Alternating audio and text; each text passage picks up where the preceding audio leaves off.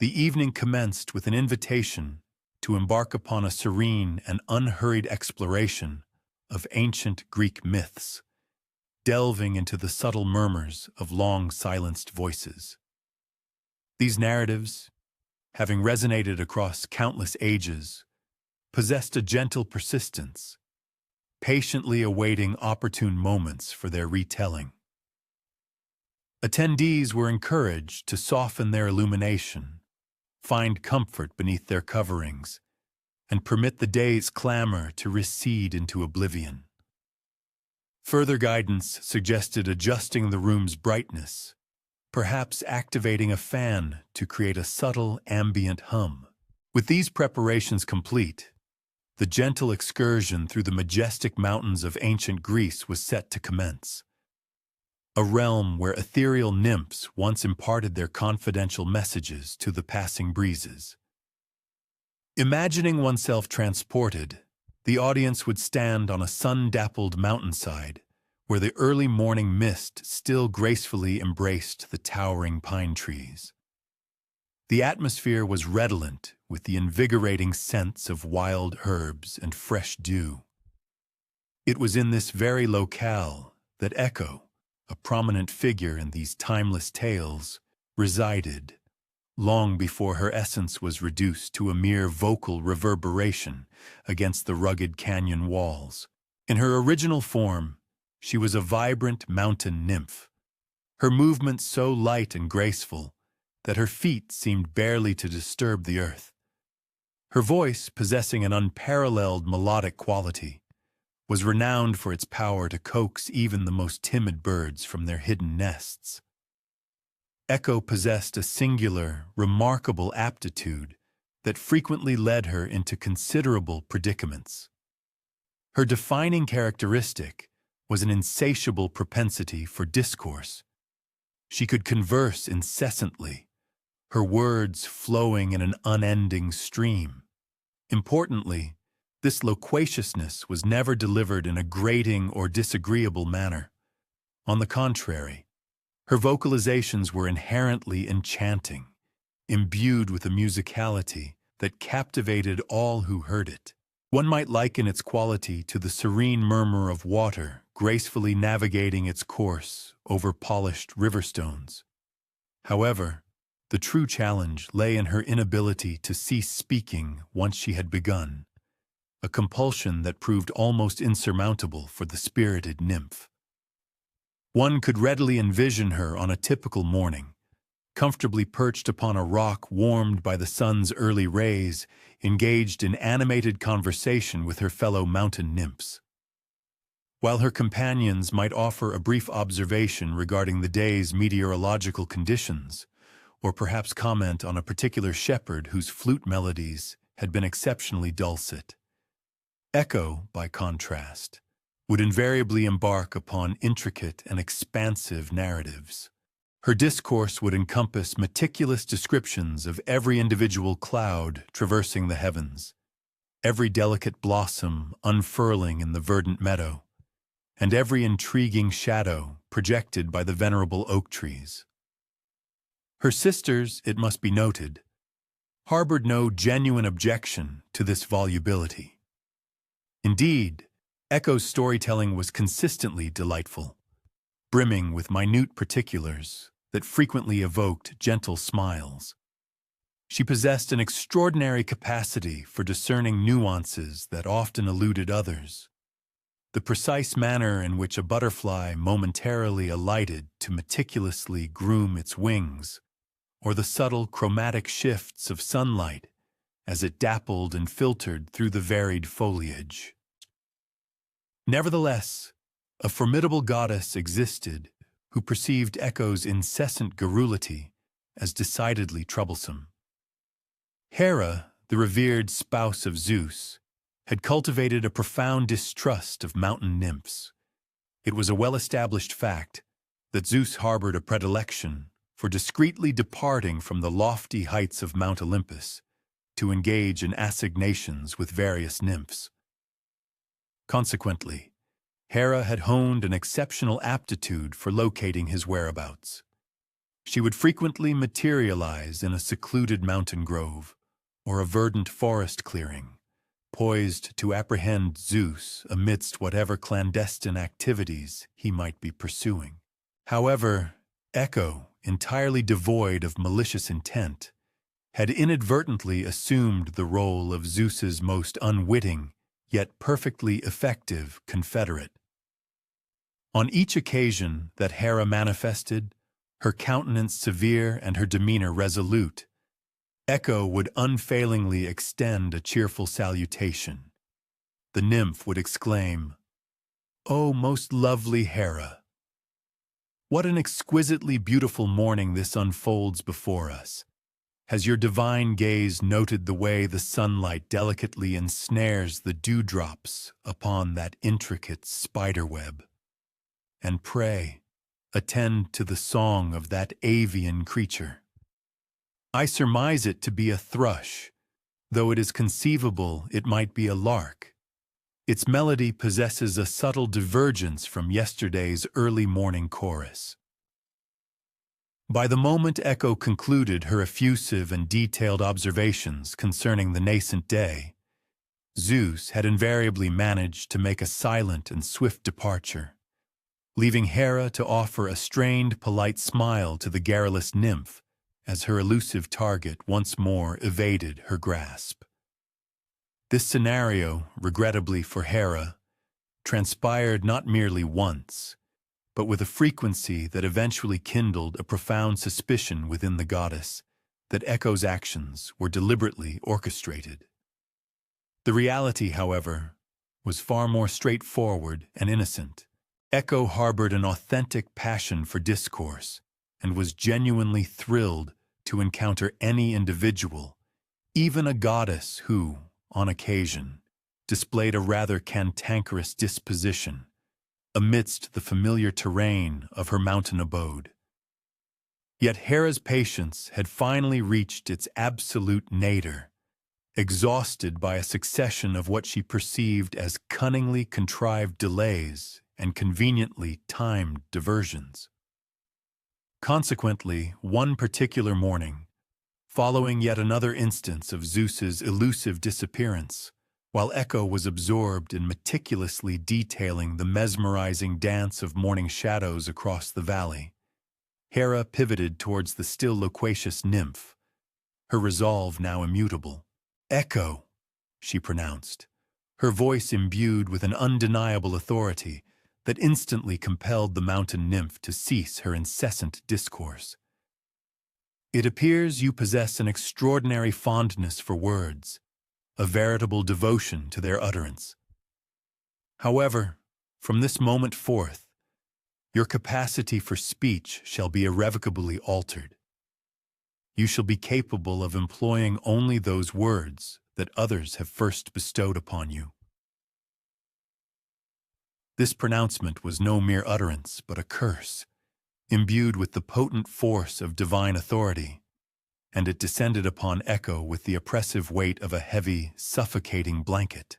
She instinctively parted her lips, intending to voice a protest, to articulate her innocent intentions, to convey that she harbored no malevolent designs, and that her volubility merely stemmed from an innate enjoyment of conversation.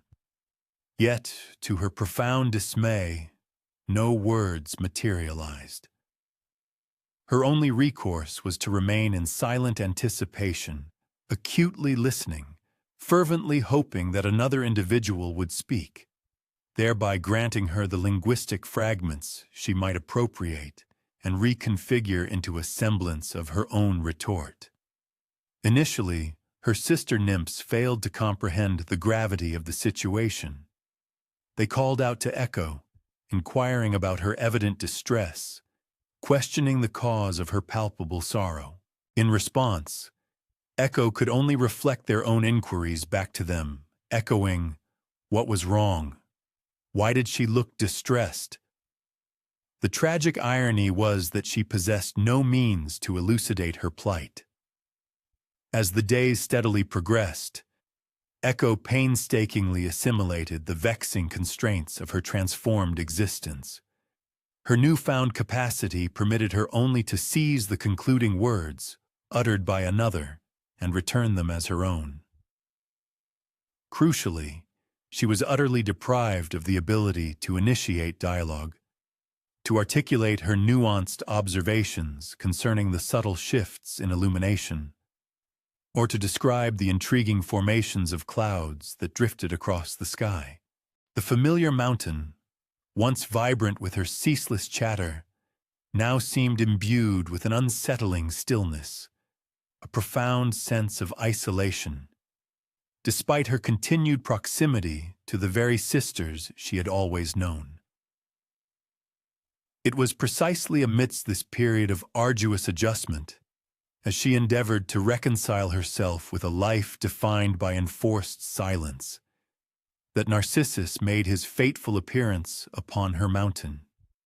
He was a youth of perhaps 16, possibly 17 years of age, possessing a countenance so exquisitely formed that it compelled passers-by to halt and gaze in mesmerized wonder.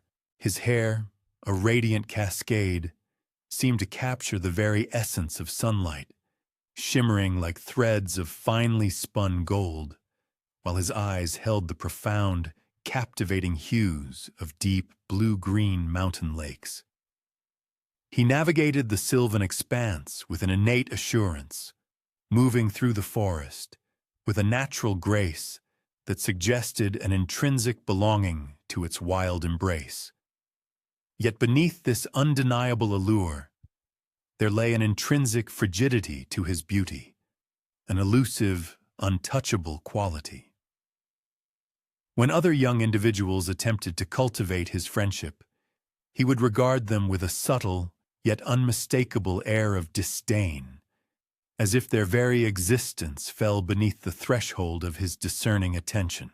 And when they dared to articulate sentiments of admiration or burgeoning affection, he would respond with a laugh, not precisely cruel, perhaps, but delivered with a dismissive indifference that invariably left them feeling utterly insignificant and profoundly foolish. From her vantage point high on the mountainside, Echo observed him, and in that moment, she experienced an emotion entirely novel and unprecedented. It was not solely his striking physical attractiveness that captivated her, though his beauty was undeniably profound. Rather, it was the effortless self-possession with which he traversed her beloved forest, the intrinsic harmony he seemed to share with the untamed landscapes she held so dear. She commenced to follow him, proceeding with meticulous caution and profound silence, her mind racing to devise a strategy for approaching an individual when her linguistic capabilities were confined solely to echoing borrowed utterances. She watched as he gracefully knelt beside a crystalline stream to quench his thirst, observed him pausing thoughtfully to scrutinize a particularly unique wildflower. He appeared utterly engrossed in his private cogitations, seemingly perfectly content within the confines of his own solitary companionship. Eventually, Narcissus became acutely aware of an unseen presence observing him. "Who is there?" he inquired, his voice cutting through the sylvan quiet, as he pivoted towards the dense cluster of trees where Echo had concealed herself. "There," Echo responded, her voice a fragile whisper, for those were the only words her curse permitted her to articulate. Narcissus's brow furrowed in perplexity, and his gaze meticulously swept the surrounding area. "Come forth," he commanded. "Reveal yourself." "Show yourself," Echo reiterated, taking a tentative step, partially emerging into view, yet deliberately maintaining a sufficient distance to prevent him from discerning her form with absolute clarity. This peculiar and profoundly frustrating exchange persisted for several minutes, with Narcissus's exasperation visibly escalating, while Echo descended into an increasingly profound state of desperation. Her heart yearned to elucidate her identity, to recount the ancient secrets of the mountain, to share with him every exquisite detail she had observed during his passage through her cherished forest. Yet, she remained tragically confined to merely reflecting his own utterances back to him. When at last, she emerged entirely into the sunlit clearing, fully revealing her ethereal presence, Narcissus regarded her with the identical, detached indifference he habitually displayed towards all others. Undeniably, she possessed a captivating beauty, as was characteristic of all mountain nymphs. Nonetheless, he appeared utterly impervious to her comeliness, entirely unswayed by her overt and palpable admiration. "I possess no leisure for such frivolous diversions," he declared brusquely, then summarily turned to depart. "Time for games." Echo desperately echoed, her voice imbued with profound anguish as she instinctively extended a hand towards him. But his retreat was already underway. He was striding away, abandoning her in the solitary clearing, accompanied only by his reflected words and the searing pain of outright rejection. She stood motionless, her gaze fixed upon his receding form as he vanished amidst the verdant canopy of trees, unknowingly carrying with him the nascent stirrings of love she had ever experienced, utterly oblivious to the precious offering he had so carelessly spurned. From that pivotal day onward, Echo commenced an inexorable process of dissolution. This transformation was not abrupt or instantaneous, but rather a gradual evanescence, akin to the delicate morning mist yielding to the gentle caress of sunlight. Her sister nymphs observed with increasing apprehension as their once vibrant companion grew progressively more translucent. Her days now spent in solitary contemplation, perched upon rugged rocks and precipitous cliffs, her gaze fixed mournfully upon the distant horizon. She was inexorably evolving into the very embodiment of what profound grief and unrequited longing can forge within an individual when denied the fundamental capacity to articulate their anguish. A disembodied voice, an ephemeral echo devoid of its original substantial source. Before long, nothing tangible remained of the once effervescent nymph who had filled the mountain air with her joyous, incessant chatter, save for her voice alone, eternally condemned to reiterate the final words uttered by others. This particular chapter, however, did not represent the ultimate conclusion of the narrative. For Narcissus persisted in his aimless peregrinations, steadfastly maintaining his characteristic pattern of aloof rejection, never quite grasping that the fundamental flaw lay not with those who offered him their affection, but rather with his own profound incapacity to extend love beyond the confines of his own being. And the omniscient deities, who meticulously observed such mortal affairs, were assiduously recording his every transgression. A compelling question thus presented itself. What inevitable consequence awaits an individual utterly devoid of the capacity for genuine affection when confronted with the flawless mirror image of their own self? The day's temperature was steadily ascending, and he had been engaged in a sustained uphill ascent through a labyrinth of dense woodlands. His tunic, clinging uncomfortably to his back, bore the damp evidence of perspiration, and his throat felt parched and irritated. Consequently, upon discerning the distinct murmur of water ahead, not the tumultuous roar of a cascading stream, but the more subdued, tranquil sound of water gently caressing smooth stones, he experienced an immediate rush of profound alleviation. Narcissus had traversed the landscape for extended hours, his mind largely detached from the precise trajectory of his footsteps. This habitual detachment was entirely characteristic of his temperament. He navigated the world with an unwavering internal focus, engrossed in his private contemplations, perpetually admiring his own inherent elegance, and scarcely registering the surrounding beauty. Unless by some serendipitous alignment, it served to mirror his own exquisite form.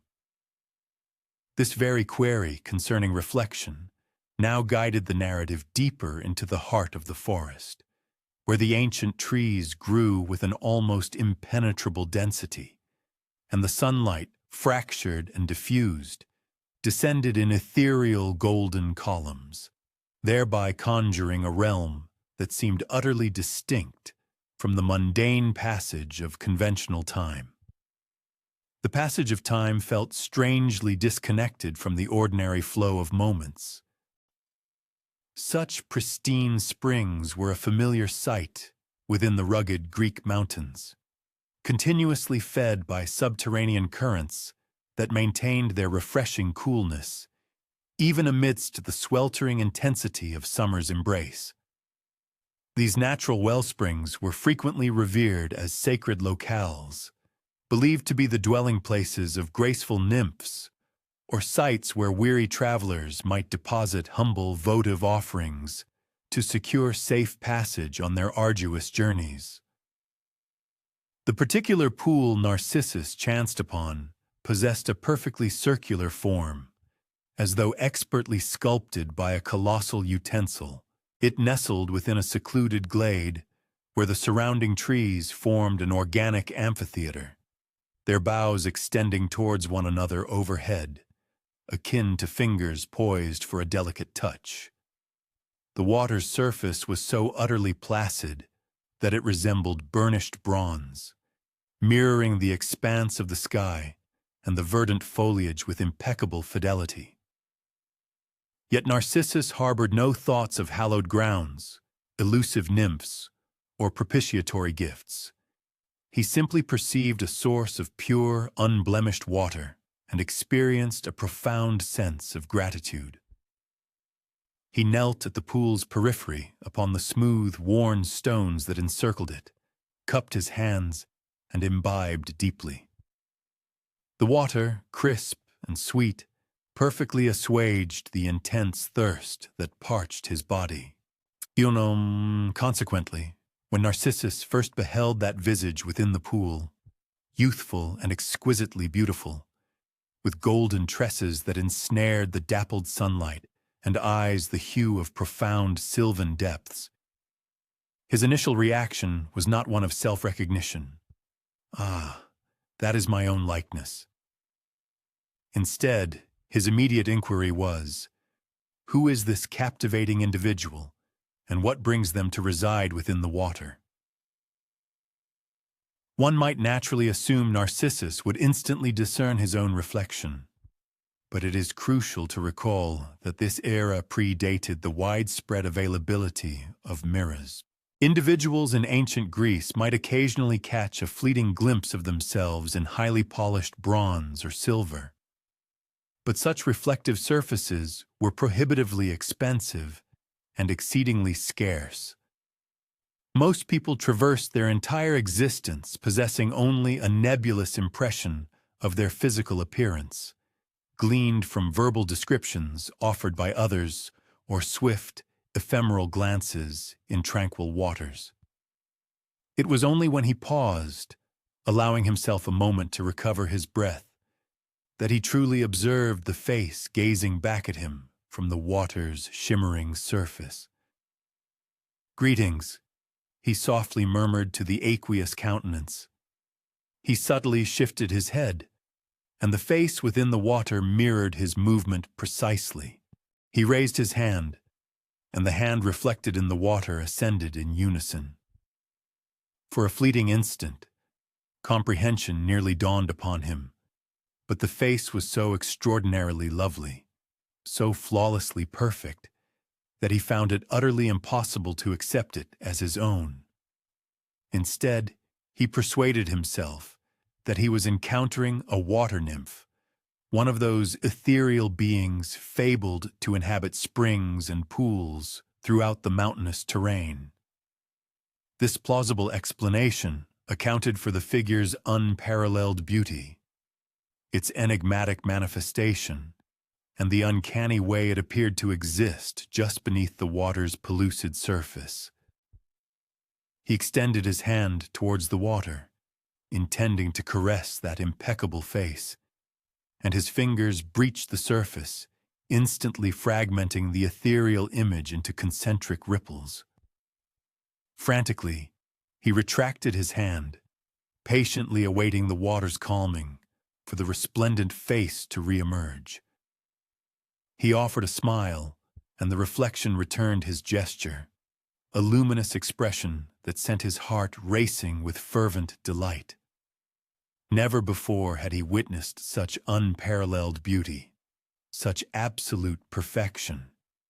In comparison to this enchanting creature, all others who had ever professed affection for him seemed utterly mundane and unremarkable. This, he concluded, was the true embodiment of exquisite beauty. The lips within the reflection stirred, seemingly whispering in return, though no audible sound reached his ears. This phenomenon merely reinforced his conviction that he was beholding a timid nymph, perhaps one capable of communicating solely through silent gestures. When the image reformed, he experienced such profound relief that he nearly chuckled aloud. "Do not be afraid," he whispered reassuringly. "I mean you no harm." Hours elapsed unnoticed by him. He exhausted every conceivable method of communication with the water nymph, striving to persuade her to ascend from her watery domain and engage in proper conversation.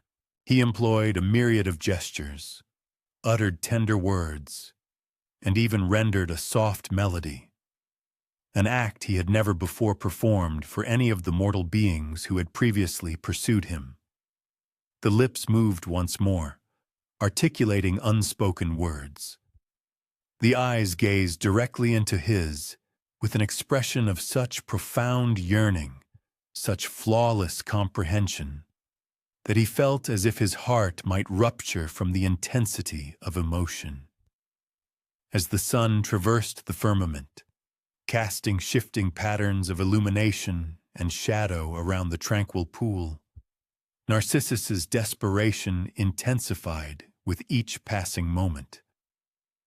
This, he realized, was genuine love, this agonizing yearning, this pervasive sensation that nothing else in the world held any significance, save for proximity to this singular, perfect individual.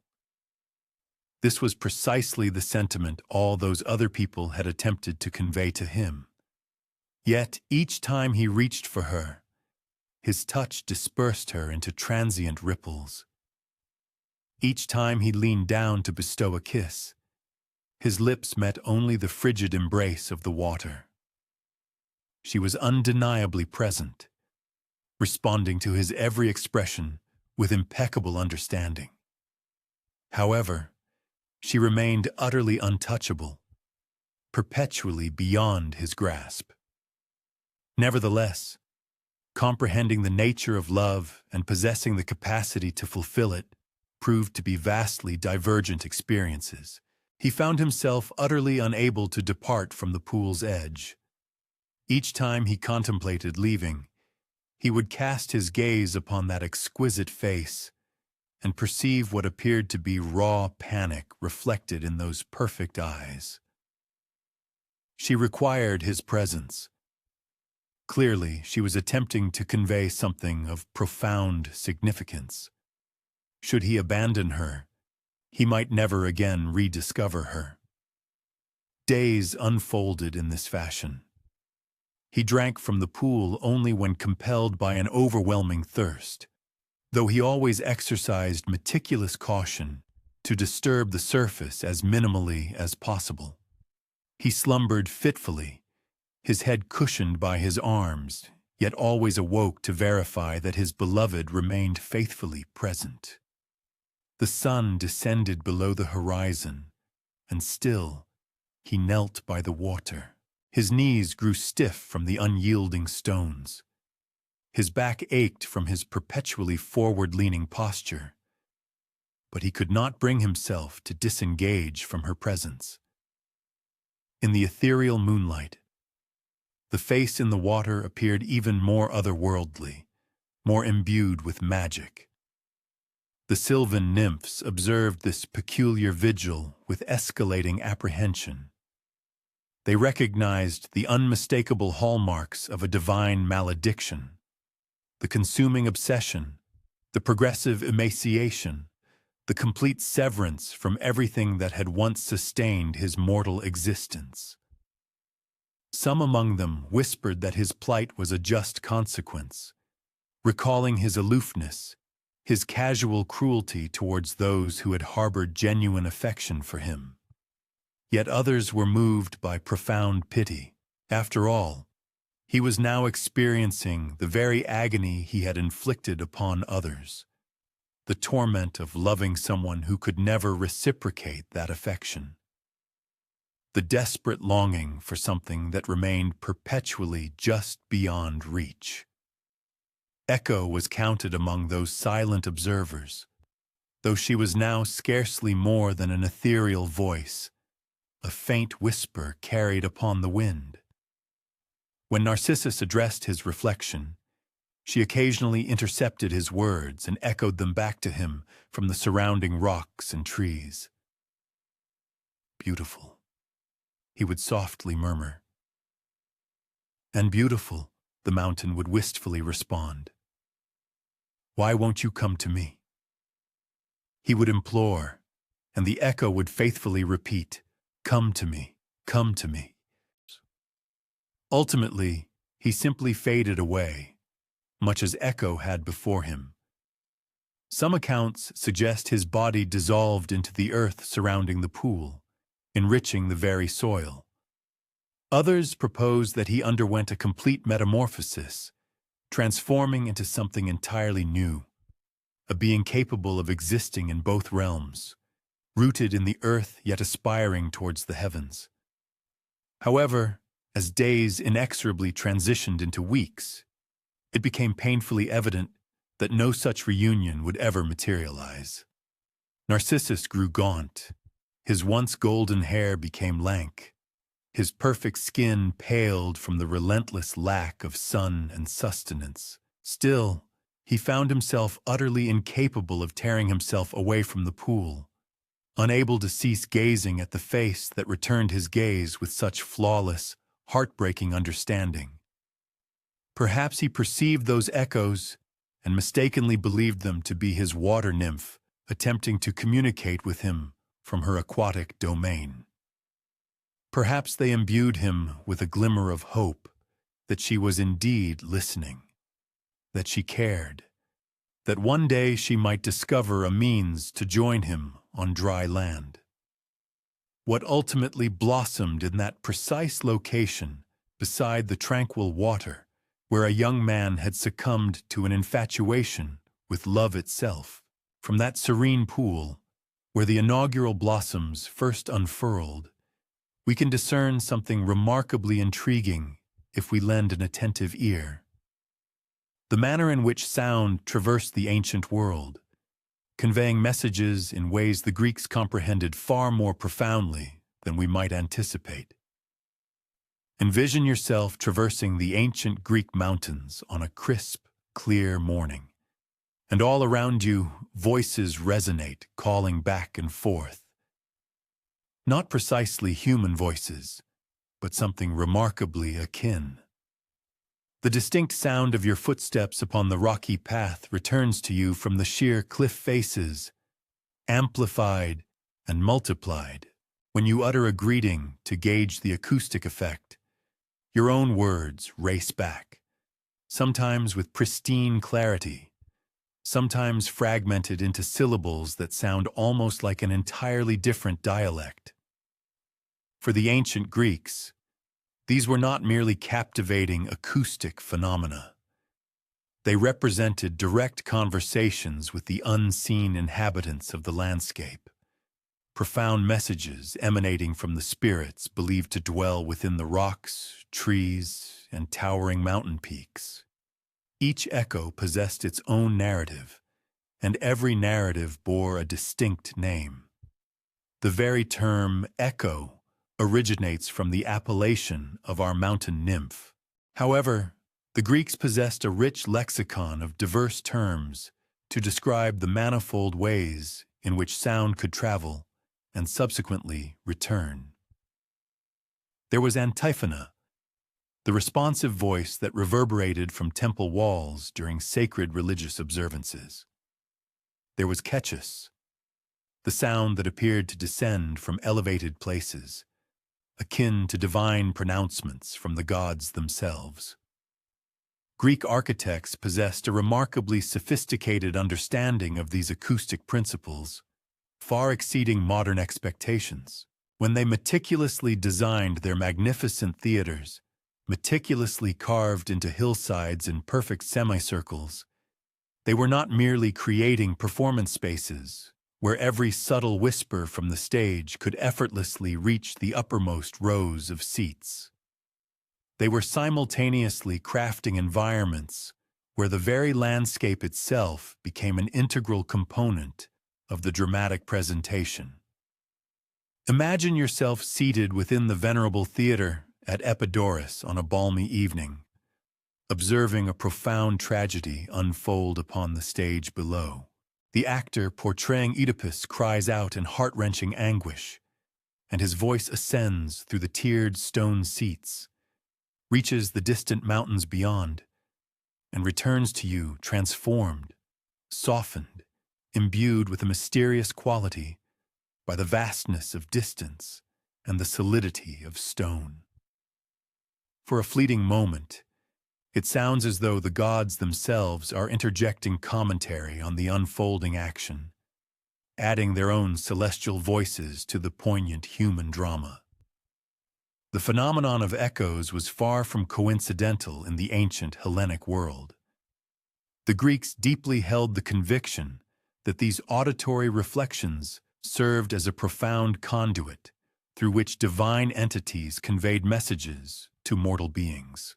When individuals perceived their spoken utterances returning from the solemn sanctity of a sacred grove or reverberating from the venerable stones of a temple wall, they interpreted this as nothing less than the deity's direct acknowledgement of their devotions and an affirmative response to their earnest supplications.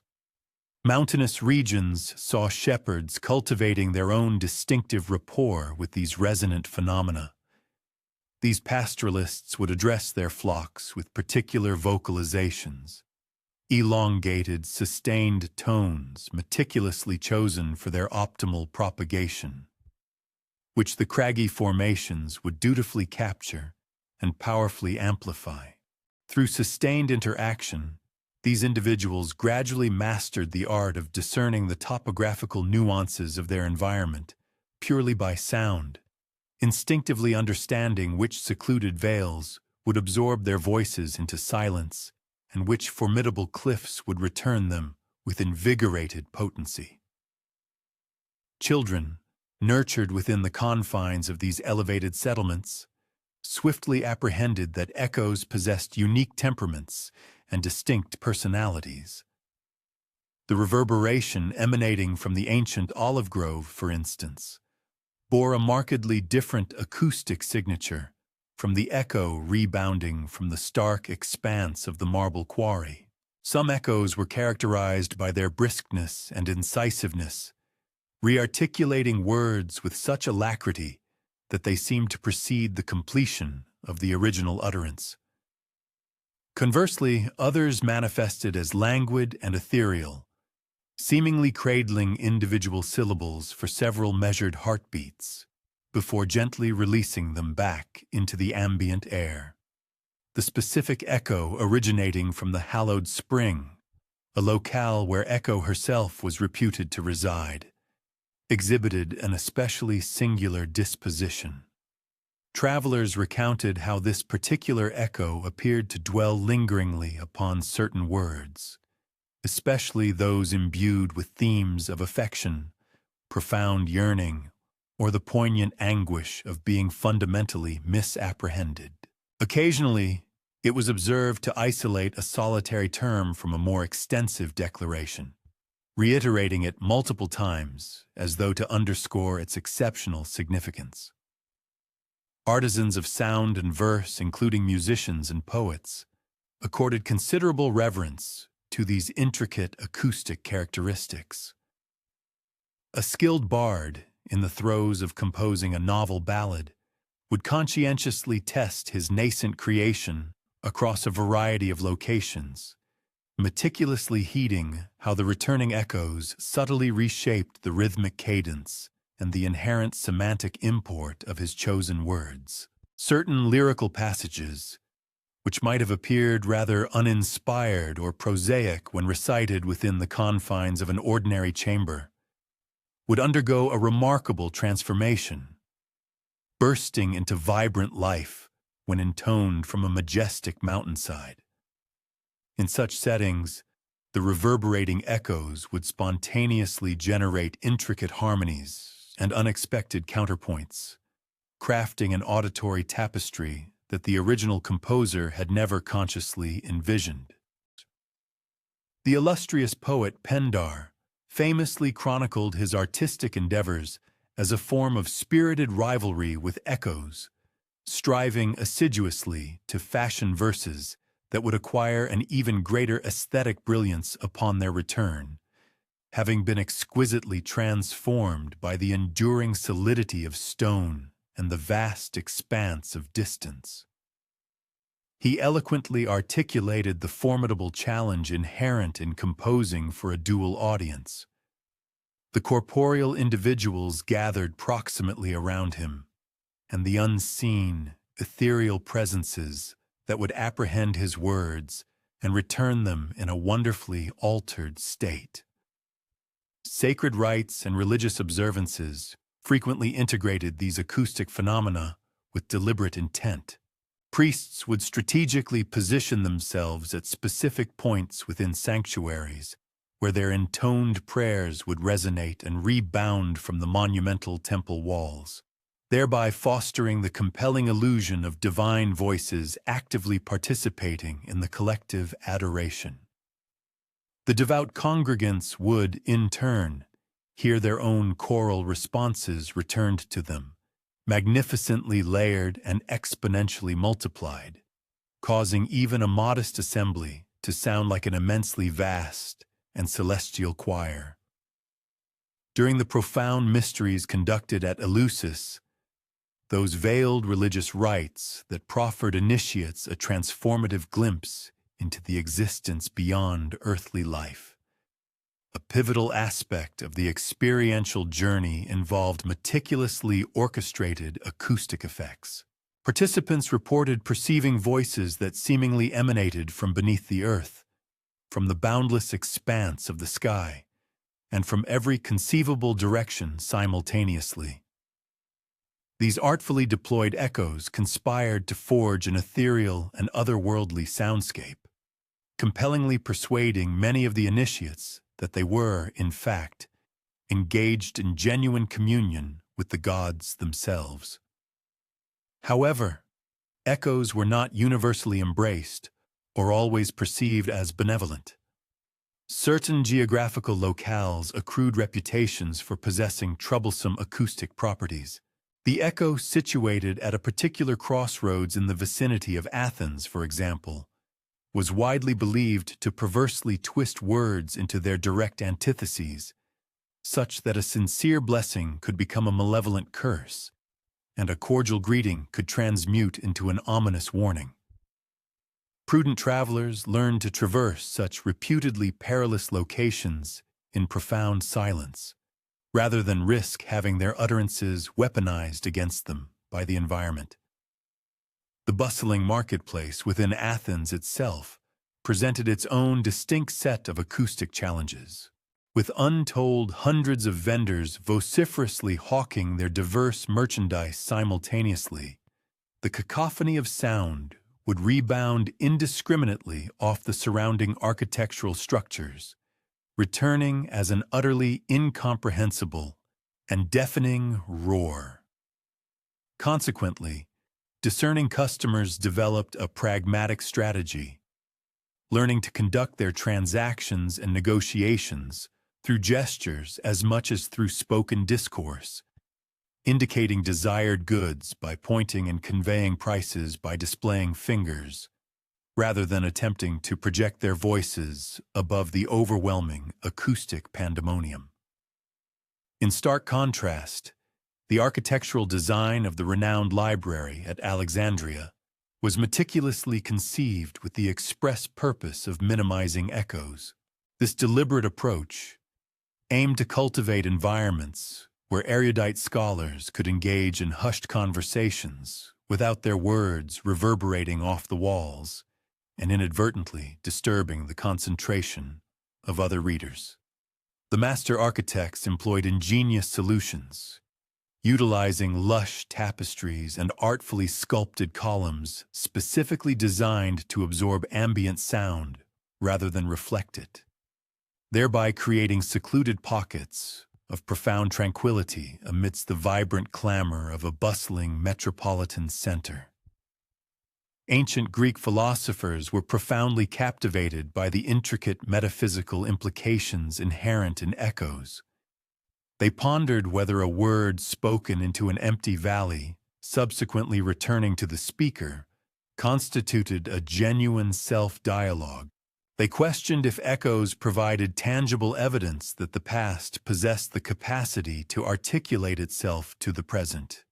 Plato, the revered philosopher, famously theorized about echoes as mere phantoms of sound, imperfect facsimiles of an original, unadulterated truth, drawing a compelling parallel to his celebrated allegory of prisoners observing fleeting shadows projected upon a cave wall. Aristotle, adopting a more empirical stance, pursued a practical methodology, diligently investigating the physical mechanics of how sound waves propagated and returned. Yet, even his rigorous scientific observations were undeniably imbued with the pervasive understanding that echoes transcended mere acoustic phenomena. They represented an intrinsic component of the vibrant, ongoing discourse between humanity and the encompassing natural world. As twilight gently descends upon the majestic mountains, should one find oneself traversing those very valleys where Echo once joyfully conversed with her kin, an intriguing observation might emerge. The echoes, in this softened crepuscular light, appear subtly altered, more subdued, imbued with a contemplative quality. One's own footsteps return as if participating in a hushed, gentle colloquy, and upon pausing to listen intently, the ensuing silence feels remarkably replete with a sense of expectant voices. What profound insights, one might ponder, might these waiting voices be poised to impart to us, if only we possessed the acumen to truly perceive and comprehend them? Indeed, those expectant voices belonged to entities intimately familiar to the ancient Greeks. They were not perceived as remote, abstract mythological figures, but rather as close companions, an intrinsic part of the very fabric of daily existence, as tangible and ever-present as the trees they inhabited and the life-giving streams they diligently safeguarded. Envision awakening in a modest Greek hamlet, precisely as the nascent sun begins to caress the highest peaks. Your day commences, much as most days did in antiquity, with an acute awareness of the unseen collective that shares your earthly domain. Before drawing water from the communal well, you instinctively pause to acknowledge the naiad who presides over its depths.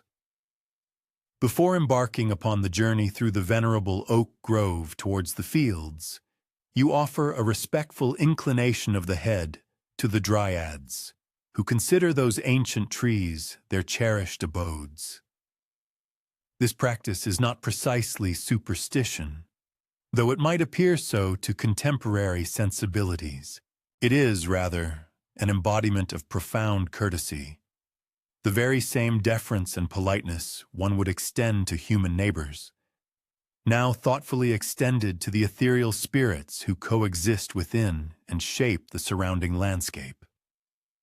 The Greeks inherently grasped the profound truth that they were never truly isolated within the natural world.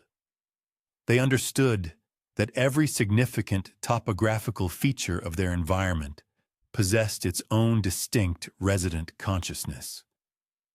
Nymphs were ubiquitous, as prevalent as the wildflowers adorning the countryside, and equally diverse in their manifestations. The Oreads made their dwelling among the mountains, their graceful forms often glimpsed dancing upon the elevated summits in the pristine light of dawn. The Nereids populated the vast expanse of the sea, often seen riding alongside dolphins and extending their aid to mariners navigating treacherous waterways. The hamadryads were inextricably bound to specific arboreal specimens. Their very existence was intertwined with that of their designated oak, ash, or olive tree, such that when their tree withered and perished, they too met their demise.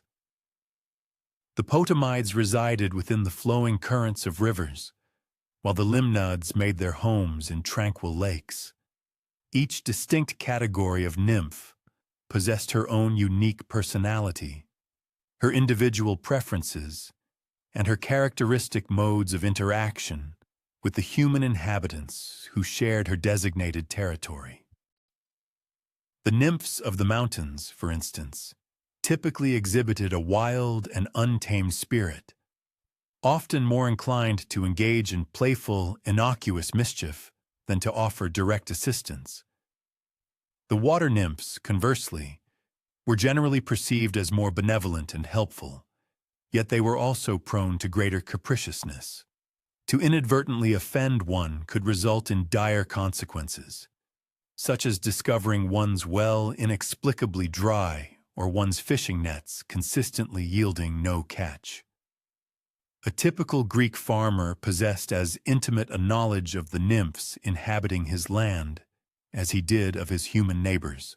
He could readily identify which particular spring was home to an exceptionally generous naiad, who would reliably ensure a bountiful flow of water provided she received occasional tokens of appreciation in the form of blossoms or honeycakes.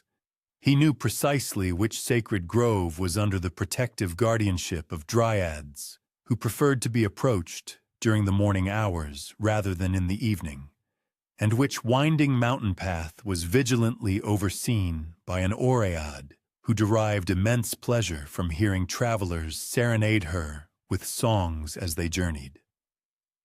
Children, from their earliest years, were steeped in narratives concerning the local nymphs, much in the same way modern children might grow up hearing tales about the family residing across the street. Do not pluck flowers from the verdant meadow behind the temple, a mother might earnestly caution her daughter. That is the cherished abode of the Antusai, and they become quite displeased when their garden is disturbed. Or conversely, should you become disoriented within the forest, seek out a flowing stream and follow its course. The Potamides will graciously guide you homeward if you articulate your request with appropriate politeness. These entities were not abstract constructs from distant mythical narratives. They were perceived as integral members of the community, possessing discernible relationships, distinct preferences, and temperamental fluctuations that mirrored the changing seasons. The dryad who resided within the venerable great oak by the village gate, for example, might exude cheerfulness and a welcoming disposition during the spring, when her tree was burgeoning with new foliage, but could become melancholic in autumn as the leaves began their inevitable descent.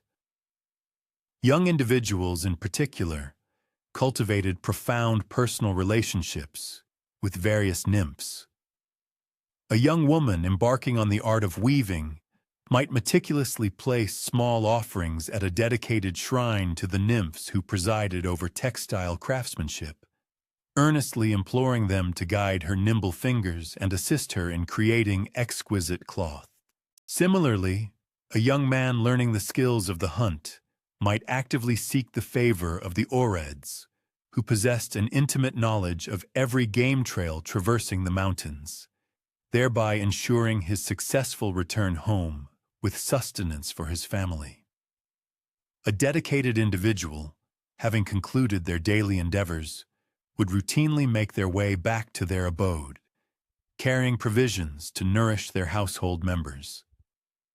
Nuptial traditions frequently incorporated the ethereal nymphs into their pivotal ceremonies. Prospective brides, for instance, undertook a pilgrimage to the hallowed local spring prior to their matrimonial vows, fervently imploring the resident naiad to bestow divine favor upon their impending partnership, ensuring abundant fertility and enduring felicity. These young women would immerse themselves in the nymphs' pristine waters, present votive gifts such as precious adornments or fragrant essences, and on occasion, dedicate the entire eve preceding their wedding to intimate communion with the benevolent spirit, confiding their deepest aspirations and apprehensions regarding their future conjugal existence. Agricultural practitioners meticulously structured their labor cycles in deference to nymph-centric rituals and observances.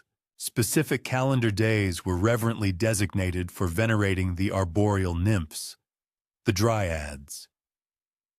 During these consecrated periods, no branch was pruned, nor any harvest undertaken, and instead, the fruit-bearing groves were adorned with vibrant ribbons and fresh blossoms as a mark of respect. Conversely, other designated times were exclusively committed to the water nymphs, the naiads, during which all communal wells and natural springs underwent thorough cleansing and received sacred benedictions, often accompanied by modest celebratory gatherings near flowing streams and meandering rivers. The demarcation lines separating the realms of the nymphs from human habitations were, by and large, comprehensively comprehended and scrupulously honored. It was universally acknowledged that particular wooded glades held a sacrosanct status, that specific aquatic sources were unequivocally forbidden from contamination, and that certain lofty mountain summits served as the exclusive choreographic arenas for the spirited oreds. Transgressing these established territorial limits was not merely an act of irreverence, it carried profound peril. A powerful nymph whose cherished dwelling had been impaired or desecrated possessed the capacity to inflict considerable hardship upon the human transgressors. Nevertheless, the intricate connection between humans and these mythical beings transcended mere avoidance of transgression. Nymphs, when accorded due reverence and appropriate deference, could prove to be formidable confederates. Their inherent wisdom encompassed an understanding of where the most delectable wild honey could be gathered, which botanical specimens possessed potent therapeutic attributes, and precisely where waterways flowed with the utmost clarity and profoundest depth. A sagacious hunter, for instance, who had cultivated a bond of amity with the indigenous dryads, might discover that elusive deer trails inexplicably materialized precisely when required, or that his projectiles found their mark with uncanny precision during his expeditions within their sylvan domains. Pastoralists forged exceptionally intimate connections with the diverse array of nymphs whose domains their livestock traversed, These astute guardians of flocks cultivated the discernment necessary to interpret subtle omens that betrayed a nymph's current disposition.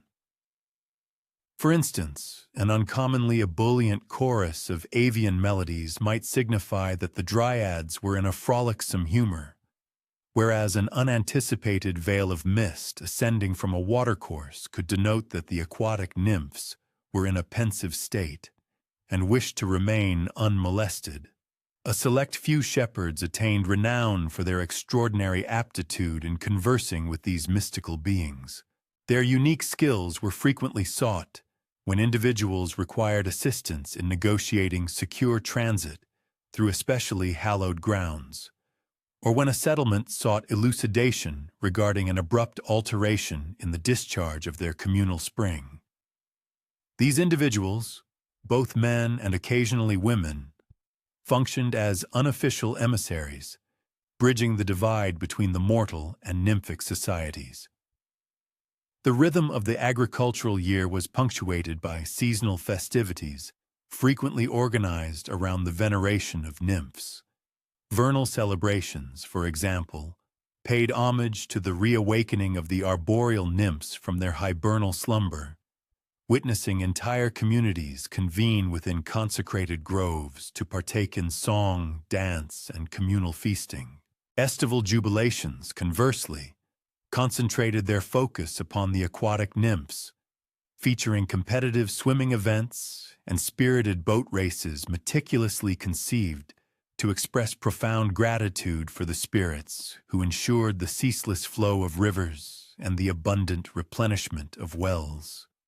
The autumnal season ushered in more contemplative observances, acknowledging the poignant melancholy of the dryads as their beloved trees braced themselves for the quiescent period of winter dormancy. During this time, communities would meticulously collect fallen foliage into reverential mounds, embellishing them with late-blooming flora and flickering candles, thereby crafting exquisite tableaux that celebrated the nymphs' selfless act of allowing their trees to repose. The frigid months of winter represented the most subdued period for engagements concerning nymphs, yet it was by no means devoid of activity. Individuals customarily deposited modest tributes at the pedestals of dormant trees, expressing profound appreciation to the dryads for their guardianship throughout the verdant growing season and petitioning for their secure reappearance in the spring. Furthermore, the practice of ice fishing invariably necessitated meticulous parleys with any naiads whose liquid domains had succumbed to the grip of frost, thereby guaranteeing that the act of perforating the frozen surface would not be construed as an act of hostility. Even significant governmental and martial stratagems meticulously factored in the presence of nymphic domains. When urban centers conceived plans for novel thoroughfares or intricate aqueduct systems, they habitually sought counsel from indigenous sacerdotal figures adept in the intricacies of nymph-human diplomacy, ensuring that the proposed infrastructure would not inflict harm upon vital consecrated groves or pristine springs. Likewise, military strategists orchestrating campaigns occasionally rerouted their forces to circumvent recognized nymphic dwelling places, operating under the sagacious apprehension that the benevolent disposition of the indigenous spirits possessed greater strategic worth than the marginal gain of a single day's advance. As one prepares for slumber within this venerable epoch, attuned to the ethereal murmur of the breeze rustling through the arboreal canopy beyond the casement, one might discern what appears to be faint merriment, or perhaps a delicate melody. The dryads, too, are preparing for their nocturnal repose, murmuring softly amongst themselves concerning the day's occurrences, exchanging anecdotal observations about the mortals they have watched, and contemplating minor acts of benevolence for the morrow. What a profound divergence would characterize our contemporary connection with the terrestrial environment if we yet embraced faith in such unseen denizens, if we still allocated moments to acknowledge the intrinsic essence of localized spirits. That profound inquiry concerning the inherent spirits of specific locales invariably guides our contemplation towards the most hallowed precincts within the ancient Hellenic civilization. These were the tranquil basins where the earth's concealed aquifers ascended into the embrace of sunlight, where the veil separating terrestrial existence from the ethereal realms grew remarkably permeable, and from whence voices emanating from the chthonic depths had perpetually communicated with those possessing the sagacity to truly apprehend them.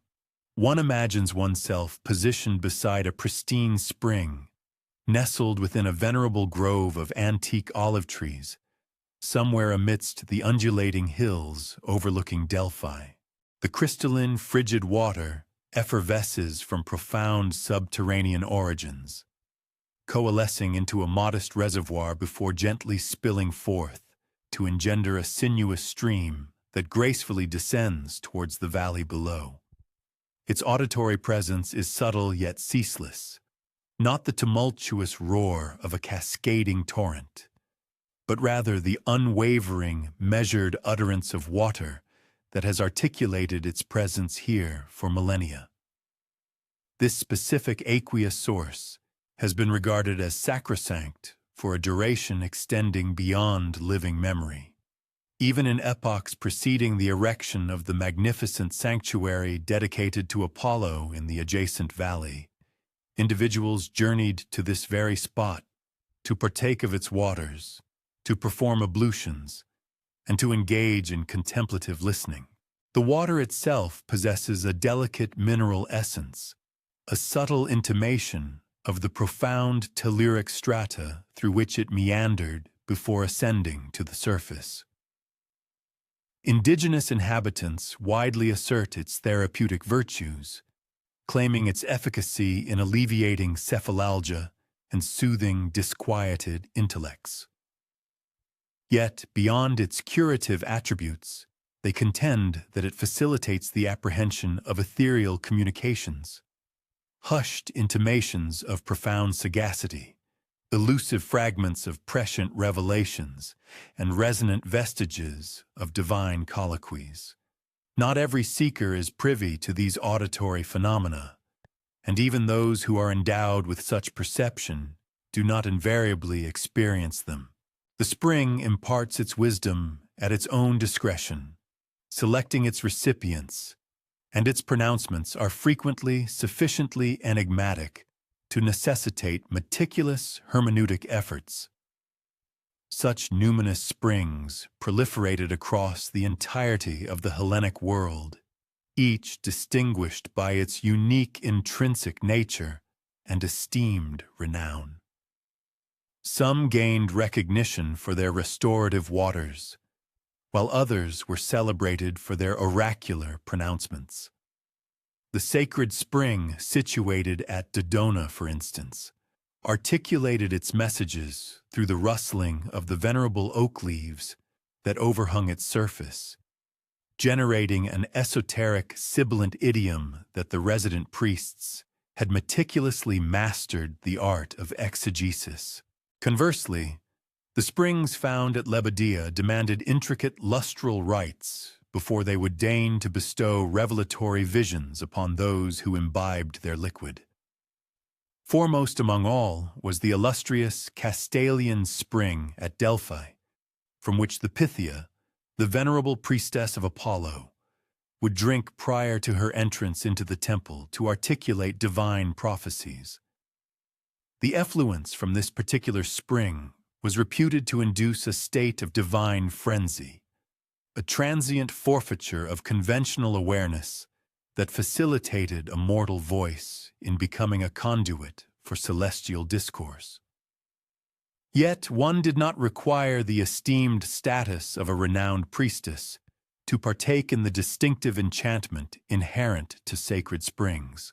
Common individuals frequented these sites to address quotidian dilemmas. An agriculturalist troubled by the prospects of his harvest, a matriarch distressed by an ailing offspring, or a nascent adult grappling with the choice between divergent life trajectories. They would recline beside the flowing waters, occasionally for protracted periods, patiently anticipating the cognitive lucidity that frequently appeared to emanate from the incessant murmur of the moving current. The accompanying rite was typically unadorned. One would present a modest votive gift, blossoms, golden honey, or a delicate libation of wine poured upon the earth. The petitioner would articulate their query audibly, or at times simply retain it silently within their thoughts. Following this, a period of patient introspection ensued, involving not merely auditory perception, but an engagement of any faculty capable of discerning ethereal communications. Occasionally, the sought-after resolution manifested as an unequivocal vocalization, words seemingly ascending from the aqueous depths or murmuring from the surrounding arboreal expanse. More frequently, however, it presented as a progressive cognitive transformation, a deliberate elucidation of concepts that had previously been obscured by confusion. The sacred spring did not proffer precise directives regarding one's actions, but rather served to facilitate a more perspicuous apprehension of one's inherent sagacity. Peripatetics frequently orchestrated their itineraries to incorporate sojourns at consecrated springs.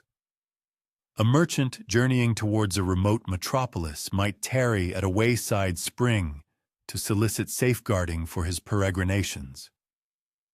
A devotee undertaking a pilgrimage to a prominent temple would intersperse their journey with halts at lesser hallowed sites en route, thereby fostering a deeper connection with the spiritual topography. Progressively, through successive generations, adolescents confronting momentous life choices embarked upon specific devotional journeys to springs renowned for their sagacious counsel. A maiden endeavoring to select among prospective suitors might dedicate a night's vigil beside a spring hallowed to Aphrodite, fervently hoping for oniric revelations that would illuminate the path leading to her enduring contentment.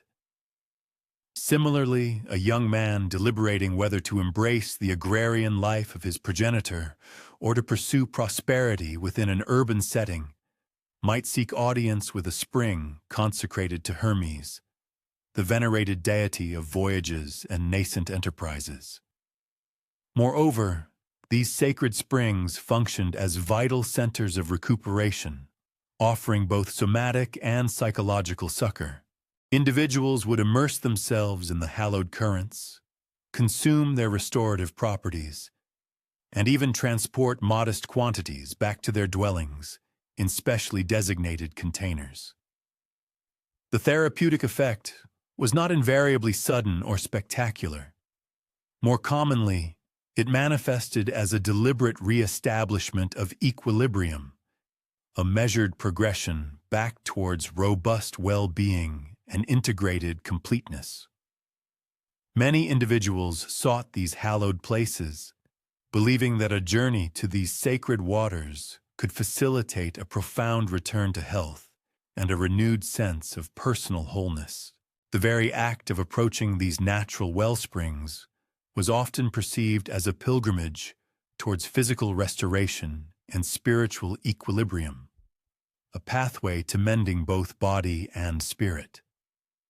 Indeed, every single spring, often nestled within verdant landscapes, cultivated its own unique and dedicated congregation of habitual attendees. One might observe, for instance, an elderly matriarch whose daily ritual involved visiting the spring at dawn to replenish her earthenware jug, simultaneously unburdening her heart and confiding her myriad anxieties to the benevolent naiad believed to reside within the crystalline depths.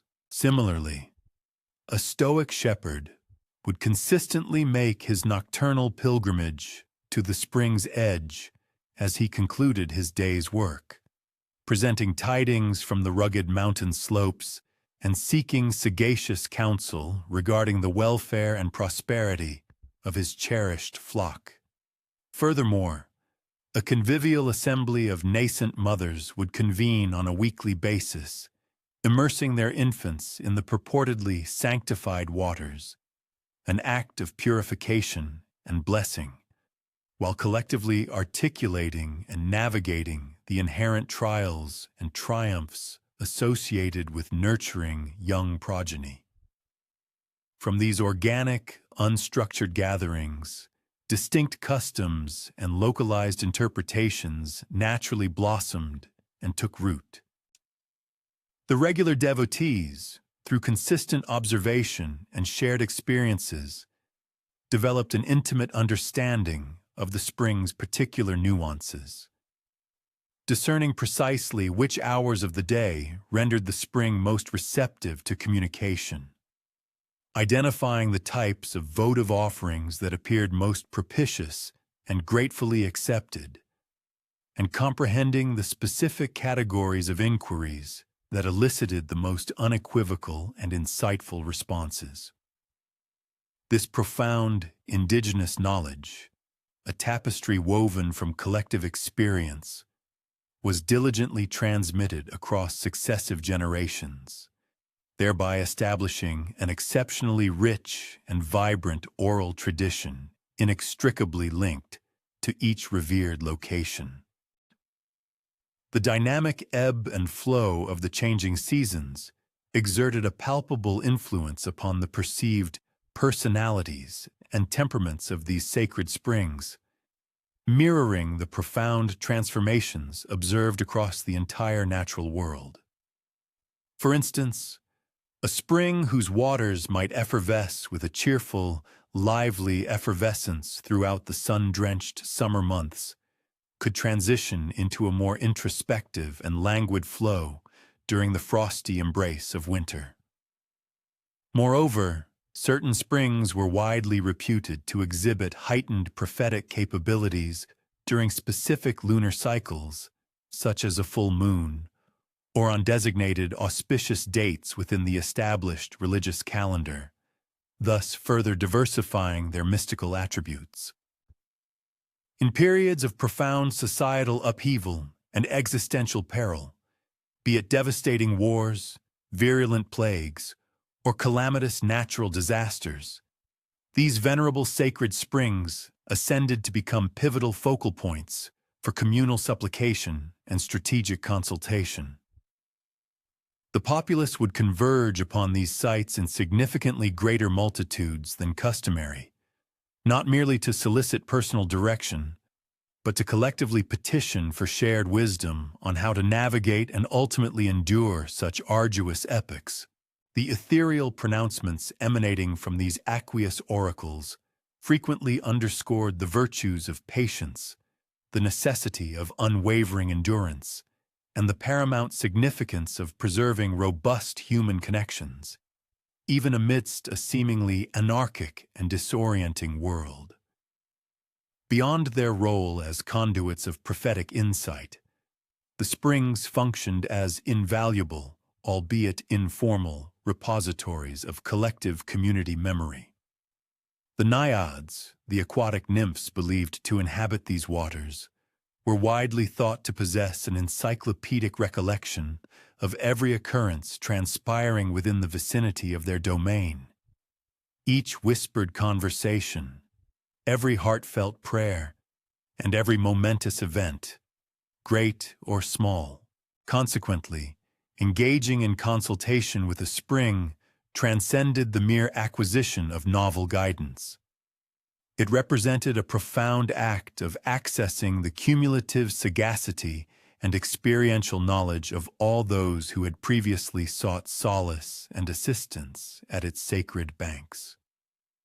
Intriguingly, certain springs gradually cultivated distinct reputations for delivering highly specialized forms of communication and insight.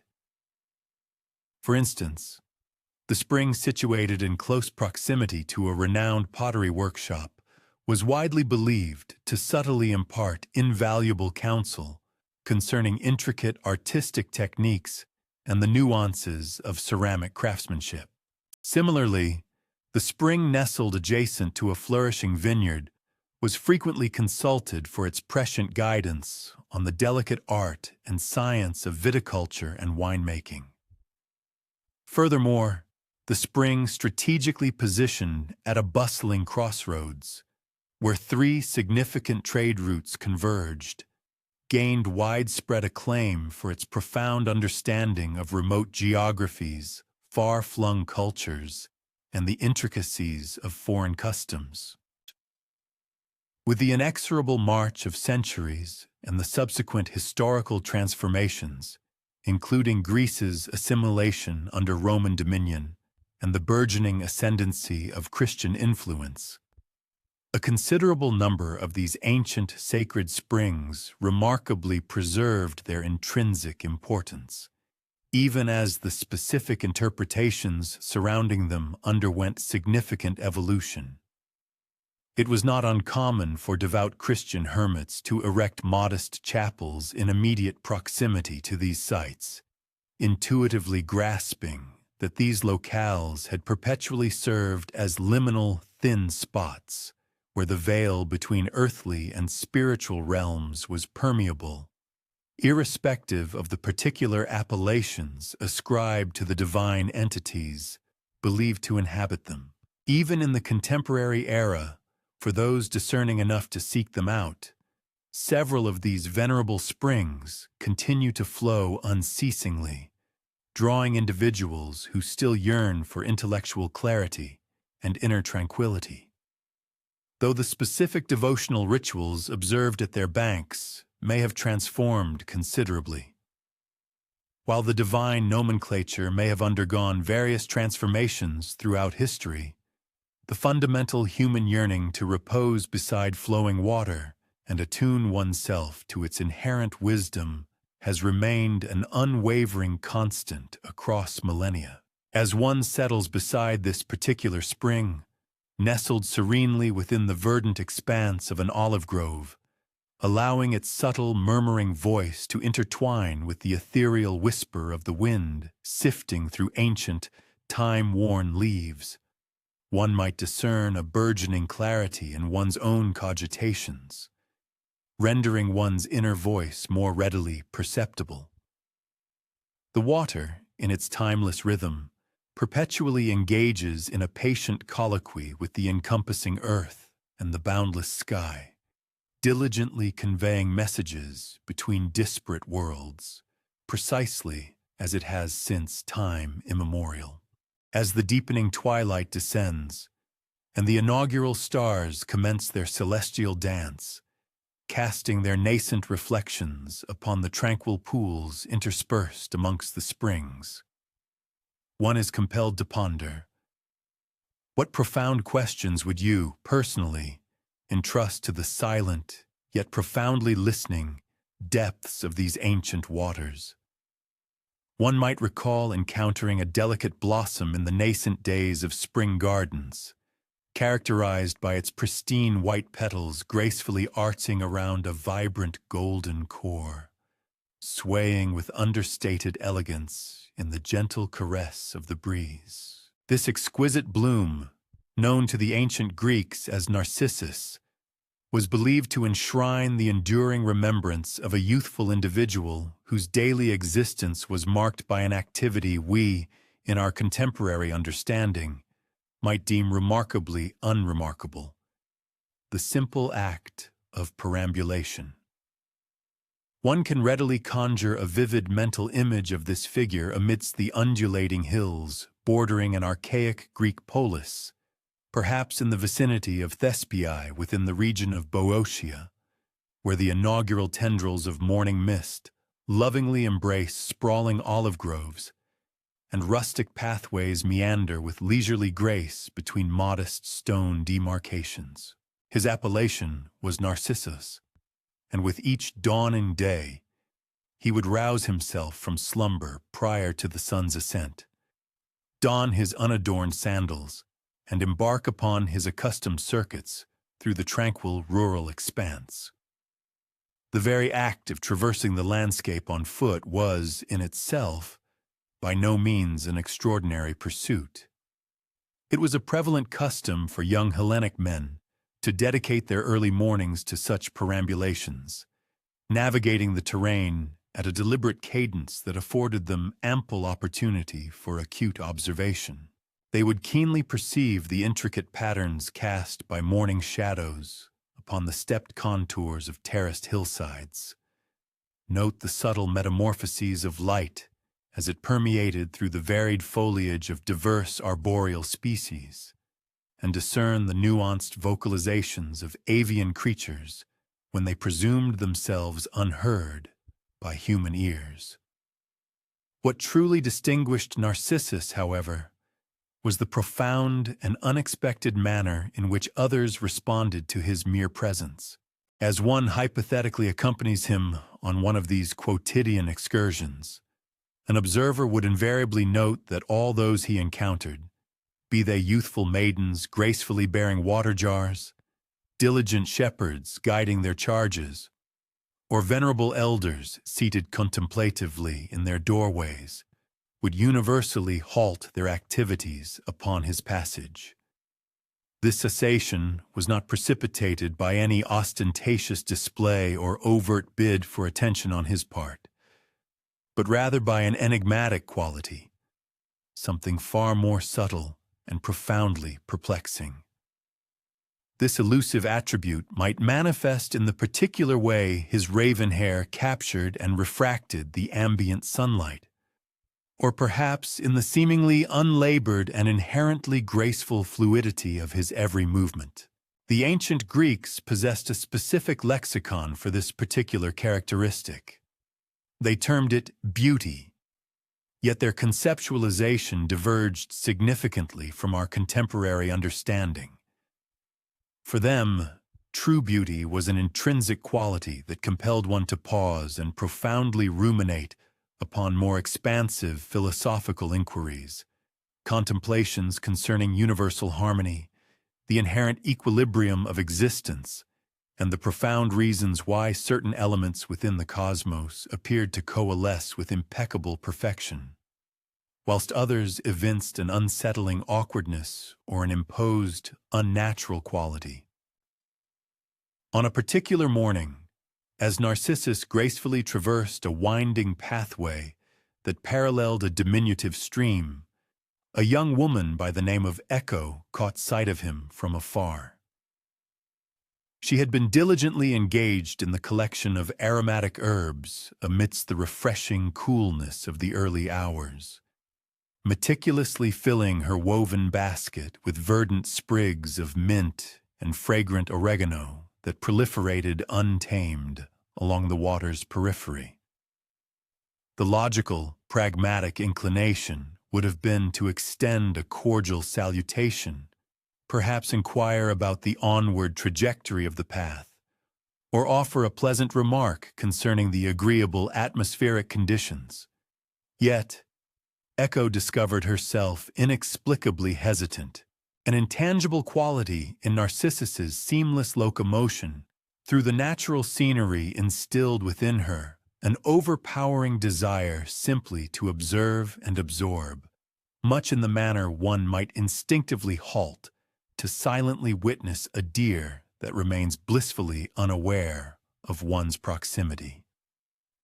She subsequently trailed him at a respectful remove, not with any intention of intrusion, but rather propelled by an inherent curiosity regarding the destination of an individual who appeared so utterly engrossed in the very essence of the act of perambulation itself.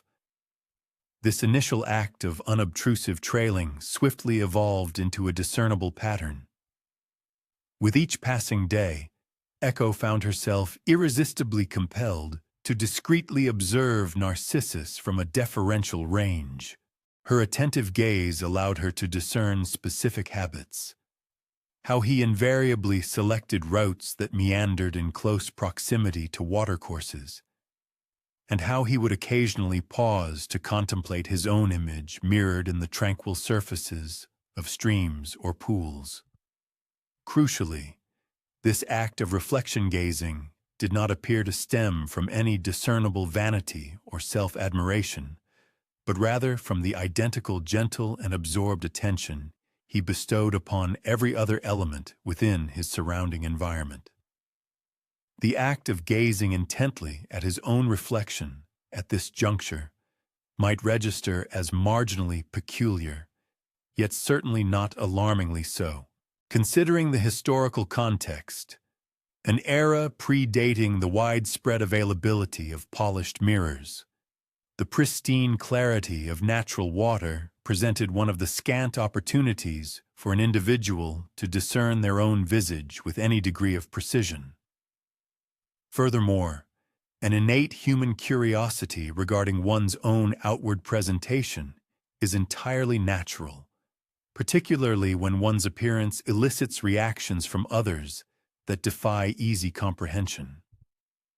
One can readily envision Narcissus kneeling beside the murmuring stream, his gaze fixed upon the countenance reflected within its depths, perhaps pondering the very same questions that might occupy any person. Do I bear a resemblance to my paternal ancestor? What perceptions do others form when their eyes alight upon me? Why do exchanges of conversation occasionally cease abruptly upon my entry into a chamber? With each successive day, the duration of his pauses beside the water gradually elongated. What commenced as a fleeting, cursory glance progressively transmuted into several minutes of profound and tranquil contemplation. Narcissus soon adopted the habit of carrying modest provisions, small portions of bread or ripe fruit, which he would consume as his simple morning repast, always positioning himself beside pools or streams where the water's surface was sufficiently placid to afford an unblemished reflection. An undeniable serenity permeated these morning meals by the water's edge. The ambient light was diffused and soft. The air remained refreshingly cool, and the entire world seemed to operate at an unhurried, gentle pace. One can vividly imagine the delicate symphony of sounds, the quiet murmur of water caressing smooth stones, the soft rustle of leaves stirred by a barely perceptible breeze, and the faint, distant summons of agricultural laborers embarking upon their daily toil in the fields. However, an imperceptible yet significant transformation began to unfold within these otherwise tranquil interludes. His intermittent glances at his reflection evolved into protracted and intensely concentrated gazes. Narcissus commenced an active engagement with the aqueous image, inclining his head to meticulously observe the corresponding movements of the reflection, extending a tentative hand to caress the surface, and mesmerized by the ephemeral dissolution and subsequent reformation of the mirrored visage. It is not arduous to comprehend the psychological genesis of such a progression. When one dedicates an ample period to scrutinizing one's own reflection in quiescent water, particularly bathed in the tender luminescence of the nascent morning, the depicted image can paradoxically appear astonishingly sentient and reciprocally responsive. A slight inclination of one's head elicits an identical motion. A nascent smile is instantly reciprocated. An outstretched hand is met with a corresponding gesture from the watery counterpart. As the days inexorably advanced, Narcissus found himself dedicating an ever-increasing proportion of his waking hours to the vicinity of the water. His once extensive perambulations grew progressively abbreviated, invariably culminating at the identical crystalline pool where his reflection manifested with unparalleled vividness and an almost uncanny verisimilitude. he began to transport larger quantities of sustenance, initially lingering through the entire morning, then extending his vigil well into the afternoon. From her concealed vantage point amidst the sheltering foliage of the trees, Echo observed this incremental yet profound metamorphosis with mounting apprehension. She witnessed Narcissus commencing to engage in direct discourse with his own reflection, conducting dialogues primarily characterized by lengthy silences interspersed with soft, tender utterances. Furthermore, she beheld him meticulously arranging delicate blossoms along the periphery of the pool, as if assiduously preparing votive offerings for an enigmatic entity residing within the aqueous depths. The individual's diurnal rhythm progressively gravitated towards these engrossing exchanges with his mirrored image. Narcissus, rising with the dawn, no longer embarked upon his customary perambulations through the sylvan glades. Instead, he proceeded forthwith to the tranquil pool. He would often bring his morning repast, yet frequently neglected its consumption, utterly absorbed in observing and conversing with the ethereal likeness shimmering upon the water's surface. One can readily discern how a person, particularly one accustomed to protracted periods of solitary contemplation and keen observation, might experience a gradual dissolution of the demarcation between reflection and tangible reality. The aquatic image, responding with such promptitude to every nuanced gesture and projecting an aura of immediate presence and unwavering focus, began to simulate the essence of authentic camaraderie. Echo observed this poignant drama's progression with a profound melancholy, born of an insightful comprehension of a truth that defied simple articulation or facile remedy. She witnessed Narcissus exhibiting a progressive emaciation, devoting entire daylight hours to his vigil by the pool, addressing the water with profound sincerity about intimate contemplations and profound sentiments hitherto unvoiced to any living soul. His solitude was absolute, his confidant merely an illusion. The culmination of his solitary existence, when it ultimately manifested, was characterized by a subtle, serene unfolding rather than a theatrical climax. One morning, Echo reached her customary vantage point, only to discover that Narcissus had remained utterly motionless beside the pool since the previous day. He was reclining adjacent to the aqueous surface, perpetually fixed upon his reflection, yet his respiration was faint and labored, and his gestures were languid. By the approach of evening, he had achieved an immobility rivaling the placid surface of the water itself, and in the very spot where he had spent so many mornings, Echo discerned an emergent novelty. A small white flower, adorned with a golden center, flourishing precisely at the periphery of the pool, where the soil retained a delicate dampness, yet avoided saturation. Among the Hellenic peoples, there persisted a conviction that some narratives do not merely conclude, but rather undergo a metamorphosis into an altered yet intrinsically connected manifestation. The flower that grew there unfurled its petals each vernal season, invariably proximate to aqueous environments, consistently inclining gently towards its own mirrored image. They bestowed upon it the appellation Narcissus and cultivated it within their cultivated enclosures as a poignant mnemonic for profound inquiries that eluded facile resolutions. What does it truly signify to achieve genuine self-cognizance? How does one harmonize introspection with an understanding of external perspectives?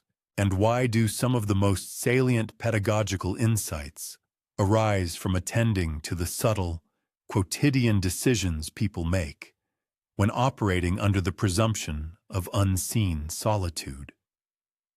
Transitioning our contemplation to the act of distant observation, one might imaginatively recline upon the venerable stone tiers of an ancient Greek theater and reflect upon the resonance of the vocal utterance that traverses these curved amphitheaters, reverberating against the polished marble surfaces and reverting to our perception, transmuted yet distinctly identifiable. The observer finds oneself situated in the illustrious theater of Dionysus in Athens on a balmy afternoon during the twilight of spring. Likely around 450 BCE, the sun is sufficiently elevated to project distinct, incisive penumbras from the stone seating, and one can perceive the aromatic essences of indigenous herbaceous flora, such as thyme and rosemary, that flourish wildly in the fissures interlacing the monumental marble segments, emancipating their volatile perfumes as the diurnal temperature ascends. The performance venue is currently devoid of spectators between theatrical presentations, affording an opportunity to discern the peculiar acoustical characteristics of one's own vocalizations within this expansive space. Utter any locution, however trivial, and attend to the manner in which the sound propagates towards the circular performance space, reverberates from the lithic architectural facade, and reappears to the auditor after a brief temporal interval. Attenuated in volume, yet unequivocally discernible, this remarkable auditory occurrence captivated the Hellenic populace, and they integrated it into their conceptual framework for understanding the mechanics of narrative construction, the operations of mnemonic recall, and the persistence of certain vocal emanations long subsequent to the cessation of the orator's discourse. They designated this reverberating vocalization as echo and conceived of her as an entity formerly endowed with unfettered articulatory capacity, but subsequently restricted to mere reiteration of others' utterances. The foundational narrative concerning Echo herself commences not within an architectural performance venue, but amidst the undulating topography and sylvan expanses of the natural world, wherein auditory phenomena manifest with even greater enigmatic complexity. Should one ever have projected one's voice aloud within an alpine depression or vociferated across a lacustrine expanse, one would comprehend the manner in which one's vocalizations may return from multifarious vectorial orientations, occasionally superimposing upon its own prior emission, thereby engendering fleeting instances wherein one perceives oneself engaged in a colloquy with the ambient environment. Echo, in her primordial state, was a sylvan spirit of the mountains, a member of that pantheon of chimerical entities the Hellenes envisioned inhabiting untamed wildernesses, custodian of the subtle enigmas inherent in the natural order. The reasons why certain springs never run dry, why some arboreal specimens flourish in geometrically perfect groves, or why the wind sometimes conveys acoustic signals from surprisingly distant locales. However, Echo possessed a singular aptitude that set her apart from other nymphs. She exhibited an exceptional facility for discourse, beyond mere vocalization. Hers was the kind of captivating and enchanting colloquy that causes the temporal progression to recede from conscious apprehension. She could narrate interconnected sagas, interlacing intricate particulars and insightful commentaries that rendered even well-known narratives imbued with novelty and unexpected twists. Her prodigious conversational faculty attracted the notice of Hera, consort to the Olympian patriarch, Zeus, but in a manner decidedly unpalatable to the divine sovereign. You see, Zeus was prone to unannounced peregrinations from Mount Olympus for enigmatic escapades, and upon Hera's investigative forays in search of her spouse, she frequently encountered Echo prepared with intricate and diverting narratives encompassing a vast spectrum of topics, conspicuously omitting any disclosure of Zeus's actual whereabouts. One might readily visualize these intricate dialogues. Hera's descent upon a sylvan glade, evidently engaged in a quest for a particular individual, and Echo's graceful appearance from the arboreal canopy, offering an effervescent salutation and an instantaneous embarkation upon captivating commentaries about the indigenous fauna or meticulous expositions on meteorological shifts, or profound ontological inquiries concerning the essence of temporality and mnemonic faculty. The colloquies were truly captivating, for Echo possessed an innate aptitude for unearthing compelling perspectives within commonplace themes.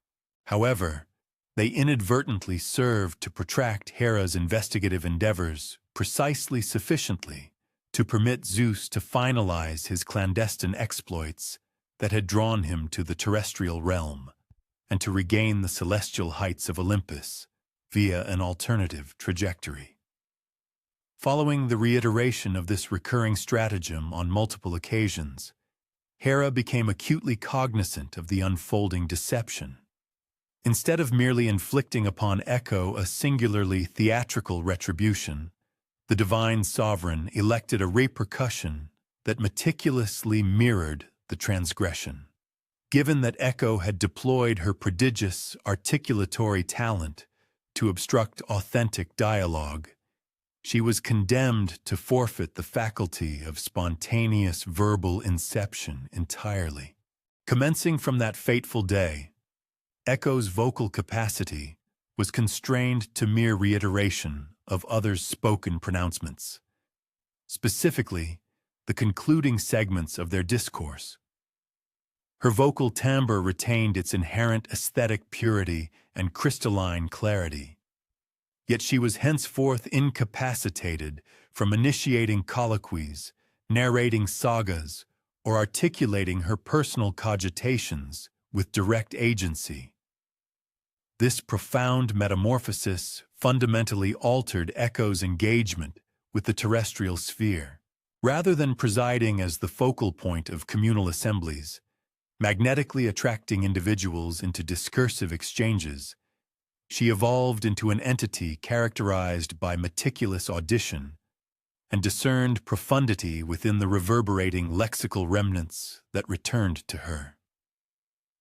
As the Hellenic bards and dramatists recounted this narrative, they simultaneously delved into an intrinsic verity concerning the operational dynamics of language within theatrical presentation. Within their performance venues, histrionic practitioners donned visages designed to augment their vocal projection, while the structural design was meticulously engineered to transmit spoken dialogue with pristine clarity to the most remote spectator positions. Nevertheless, the acoustic emissions also rebounded and reverted, thereby engendering superimposed strata of semantic import. A performer of tragedy articulating a soliloquy concerning deprivation, for instance, could perceive his own utterances reverberating from the lithic seating arrangements, with both the actor and the assembled spectators apprehending that auditory return as a form of meta-narrative annotation, the very edifice of the theater appearing to reciprocate and mirror the emotional tenor being conveyed. The bards grasped the profound insight that an echo constitutes not a precise duplication. Upon the reverberation of auditory waves back to the listener, it undergoes modification due to its trajectory, manifesting as attenuated, subtly protracted, and occasionally disaggregated. Such alterations possess the capacity to imbue accustomed lexis with a novel acoustic quality, or to append semantic strata previously unmanifested during the initial articulation. Within the ambit of Hellenic verse, echo emerged as an emblematic persona embodying this metamorphic potency of reiteration.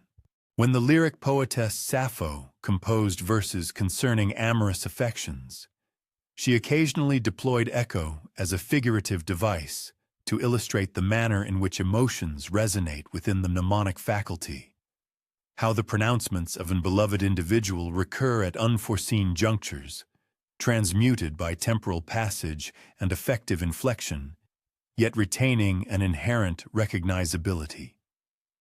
The bucolic bards, whose compositions centered upon pastoralists and rustic existence, frequently incorporated echo as a narrative entity who engaged in discourse with solitary ovine guardians within alpine depressions. Within these poetic works, the colloquy unfolding between a pastoralist and echo served as a vehicle for the examination of reclusion and camaraderie, illuminating the manner in which internal monologue or address to the natural panorama can occasionally bestow a unique solace and cognitive lucidity, a quality often absent from interpersonal discourse. One might readily envision these lyrical pastoralists passing extended diurnal periods in solitary communion with their herds, projecting interrogations or commentaries aloud and attending to the acoustic properties of their reverberating utterances. The query, "Is anyone there?" would return as anyone there.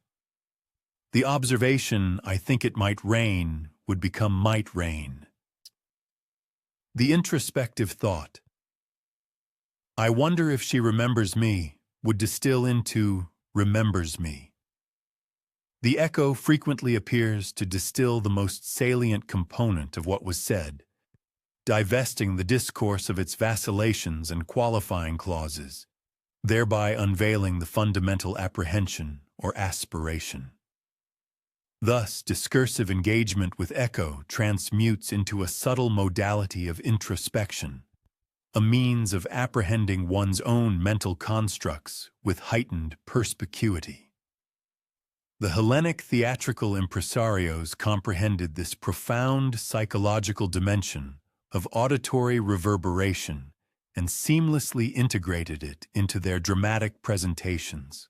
Pivotal declamations were occasionally articulated from locales, where the inherent acoustical properties would engender the most pronounced echoic resonance, thereby ensuring that pivotal lexemes would physically reverberate to underscore the thematic undercurrents. When the tragedian Sophocles sought to accentuate a persona's profound solitude, he could strategically orient the performer such that their utterances would resonate conspicuously, thereby cultivating the perception of absolute sequestration, save for the internalized colloquy with their own mirrored vocalization. Similarly, when Euripides, another master of tragedy, aimed to insinuate that a character was tormented by antecedent choices, he might employ the echoic phenomenon to cause specific terms to recur with relentless persistence. Some particular expressions persistently resurface. Yet the depiction of echo in ancient Greek lyrical compositions was not invariably somber or isolated. In the realm of theatrical comedies, the interplay with echo could be characterized by its lightheartedness and intellectual agility. A theatrical persona might meticulously formulate their utterances, thereby enabling echo's vocal reiteration to engender clever wordplay or ambiguous interpretations, thus transmuting a perceived constraint into a manifestation of astute wit. The poets, dedicated to the art of lyricism, discovered in echo an eloquent metaphor for elucidating the very mechanisms of poetic artistry itself. How the most exceptional verses resonate with auditors, revealing fresh layers of significance upon each successive perusal. and how familiar lexicon can astonish us when reconfigured into novel arrangements or articulated within disparate situational frameworks. As one reposes within the hushed confines of this venerable amphitheater, discerning the reverberation of one's own vocalizations emanating from the ancient megaliths, a contemplative individual might ponder the profound experience of perceiving existence predominantly through this modality of reflected interchange. What profound insights into the intricacies of language would one acquire if verbal expression were exclusively mediated through iterative responses and echoes? Perhaps an individual would cultivate a heightened perceptiveness toward the precise lexical choices made by others, fostering an amplified awareness of the inherent cadence and melodious qualities embedded within quotidian discourse. Conceivably, a more profound appreciation for stillness might blossom, for the interstitial spaces between uttered words where semantic nuances possess the fluidity to metamorphose and proliferate. The Hellenes held an enduring conviction that echo continued to inhabit locales where vocalizations traversed and returned. Within the precincts of theatrical venues and expansive mountain valleys, across the tranquil surfaces of lakes, and amidst the profound depths of sylvan expanses, they conceptualized her not as a figure steeped in tragedy, but rather as an entity who had assimilated a distinct methodology for engaging in the intricate colloquy between humankind and the surrounding natural world. And perhaps it is precisely this enduring legacy that accounts for the persistent resonance of Greek poetry within our contemporary literary endeavors and intellectual frameworks, explaining why these venerable voices persistently re-emerge across the span of millennia. Transmuted by their protracted odyssey through the corridors of temporality, yet unmistakably familiar, perpetually proffering novel interpretations each time we lend an adequately attentive ear. Envision oneself traversing a rustic pathway, meandering amidst olive groves situated somewhere within the ancient region of Attica, possibly an hour's leisurely promenade from the bustling metropolis of Athens. It is the nascent hours of the dawn, and the ethereal mist is just commencing its gradual ascent from the valleys below. The olive trees, venerable in their antiquity, display gnarled trunks, deeply etched and scarred by the relentless passage of centuries and the vicissitudes of meteorological phenomena, their silvery green foliage shimmering resplendently in the gentle, caressing zephyr. From the resonant vocalizations encountered within theatrical settings, let us embark upon a deliberate perambulation into the rustic Greek countryside, and deliberate upon the profound reasons why the inhabitants of this land, thousands of years in the distant past, harbored the conviction that the very earth itself possessed the capacity for articulation and, of paramount significance, that its pronouncements warranted careful heed. As one proceeds along this rustic thoroughfare, an astute observer discerns the inherent rhythm that appears to imbue the natural panorama. The spatial arrangement between the arboreal entities harmonizes with the inherent undulations of the hillside's topography. The demarcation walls, meticulously constructed from indigenous stones that unequivocally originated from this specific geological stratum, delineate the various groves. Even the earthen track beneath one's feet gracefully curves, following the most facile trajectory through the terrain. Its surface rendered smooth by countless generations of individuals who comprehended the imperative of moving in concert with the land, rather than in opposition to its intrinsic nature. They discerned, for instance, that particular localities appeared to inspire specific modalities of contemplation or sentiment. A cluster of venerable oak trees might consistently evoke a sense of profound introspection and gravity in visitors, whereas a verdant meadow situated proximate to a natural spring might reliably elevate individual spirits, instilling a renewed sense of optimism concerning whatever tribulations they confronted. To the Hellenes who traversed these identical pathways, this profound consonance between human endeavor and natural configurations intimated a matter of considerable import. The landscape was perceived as an active participant within the unfolding drama of life, rather than a mere decorative backdrop or a utilitarian resource to be exploited. These occurrences, the Greeks firmly believed, were not fortuitous coincidences, but rather compelling evidence that distinct geographical locations possessed idiosyncratic temperaments, unique modalities of communicating with the human beings who sojourned within their confines. A verdant hillside, richly adorned with a plethora of wild herbaceous flora, might articulate its messages through the aromatic exhalations it released when the radiant sun warmed the botanical specimens, thereby transmitting vital intelligence concerning meteorological conditions, seasonal progressions, and the inherent vitality of the soil. The ancient Greeks meticulously cultivated elaborate traditions centered upon the judicious interpretation of these landscape-born communications. Prior to rendering momentous determinations pertaining to optimal agricultural siting, the excavation of hydrological sources, or the construction of domiciles, they would deliberately devote substantial periods within prospective locations, assiduously attending to subtle indicators and inherent patterns. For Greek cultivators and pastoralists, these intricate botanical communities represented a form of intricate dialogue, wherein each distinct species responded symbiotically to the provisions afforded by its counterparts.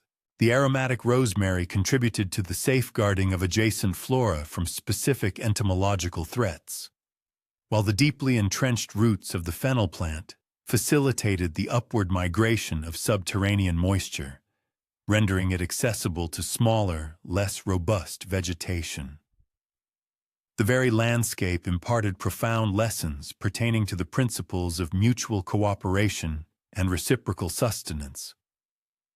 Should one possess the acumen to judiciously observe and accurately decipher the visual cues presented, a comparable experiential understanding is attainable.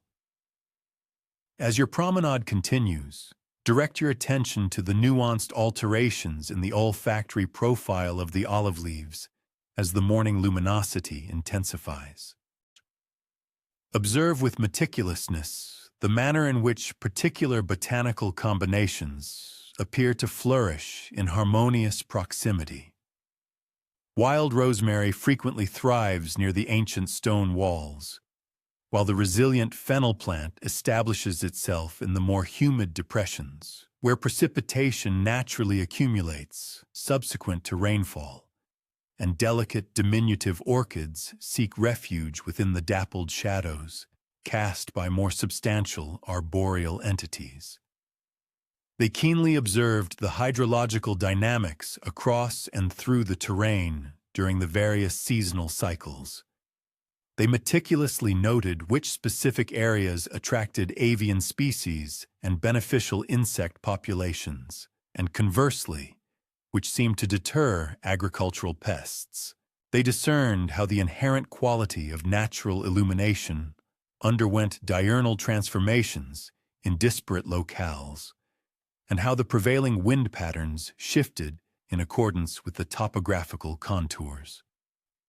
This assiduous observational practice led them to the profound conviction that the terrestrial environment was actively transmitting crucial data capable of guiding human decision-making processes. A declivity that retained its verdant hue for an extended duration into the arid season was, in essence, conveying vital intelligence regarding subterranean hydrological reservoirs. An expanse where wild medicinal flora proliferated with particular vigor was implicitly suggesting its suitability as a location for therapeutic endeavors. Greek mythology formally codified these empirical observations into rich narratives featuring nymphs and various nature spirits, entities believed to inhabit specific geographical locations and capable of communicating with human beings who approached them with due reverence. However, these were not merely whimsical narratives. They constituted sophisticated methodologies for encoding invaluable practical knowledge concerning the principles of sustainable coexistence within particular ecological systems. When an individual sought counsel within the sacred grove regarding the most propitious timing for agricultural planting or harvesting, the sacerdotal figures could furnish sagacious advice predicated upon subtle alterations in the arboreal behavior, such as the precise timing of foliar emergence, the patterns of acorn production, and the nuanced manner in which the branches swayed in response to varying wind conditions, all of which reflected broader climatic patterns. The venerable oak groves consecrated to Zeus, for instance, were typically situated in regions where the arboreal specimens attained exceptional stature and longevity, frequently in close proximity to reliable sources of fresh water. The priestly custodians entrusted with the interpretation of messages emanating from these sacred groves were invariably individuals who had dedicated numerous years to the meticulous observation of how these magnificent trees responded to prevailing meteorological patterns, cyclical seasonal transformations, and other pertinent environmental variables. In a parallel vein, the sacred springs, to which supplicants journeyed in quest of prophetic utterances, were judiciously selected for their locations, where the water's inherent flow, its limpid clarity, its thermal characteristics, or its mineral composition exhibited variations that demonstrably correlated with meteorological conditions, seasonal cycles, or other discernible natural phenomena. The priestesses, who served as the interpreters of these profound messages, were highly accomplished observers, possessing a profound comprehension of how to accurately decipher intricate environmental indicators. The Hellenes held the conviction that this sustained, patient methodology of observation could culminate in profound insights that were not otherwise accessible through alternative pedagogical approaches. The unwavering cadence of natural processes, the gradual metamorphoses in the interplay of light and shadow, the subtle alterations in the prevailing wind direction, and the responsive behaviors of both flora and fauna to these environmental shifts could collectively function as a form of contemplative practice, serving to clarify thought processes and facilitate the resolution of internal conflicts. Yet, the Greek conviction in the communicative capacity of landscapes extended beyond mere pragmatic applications.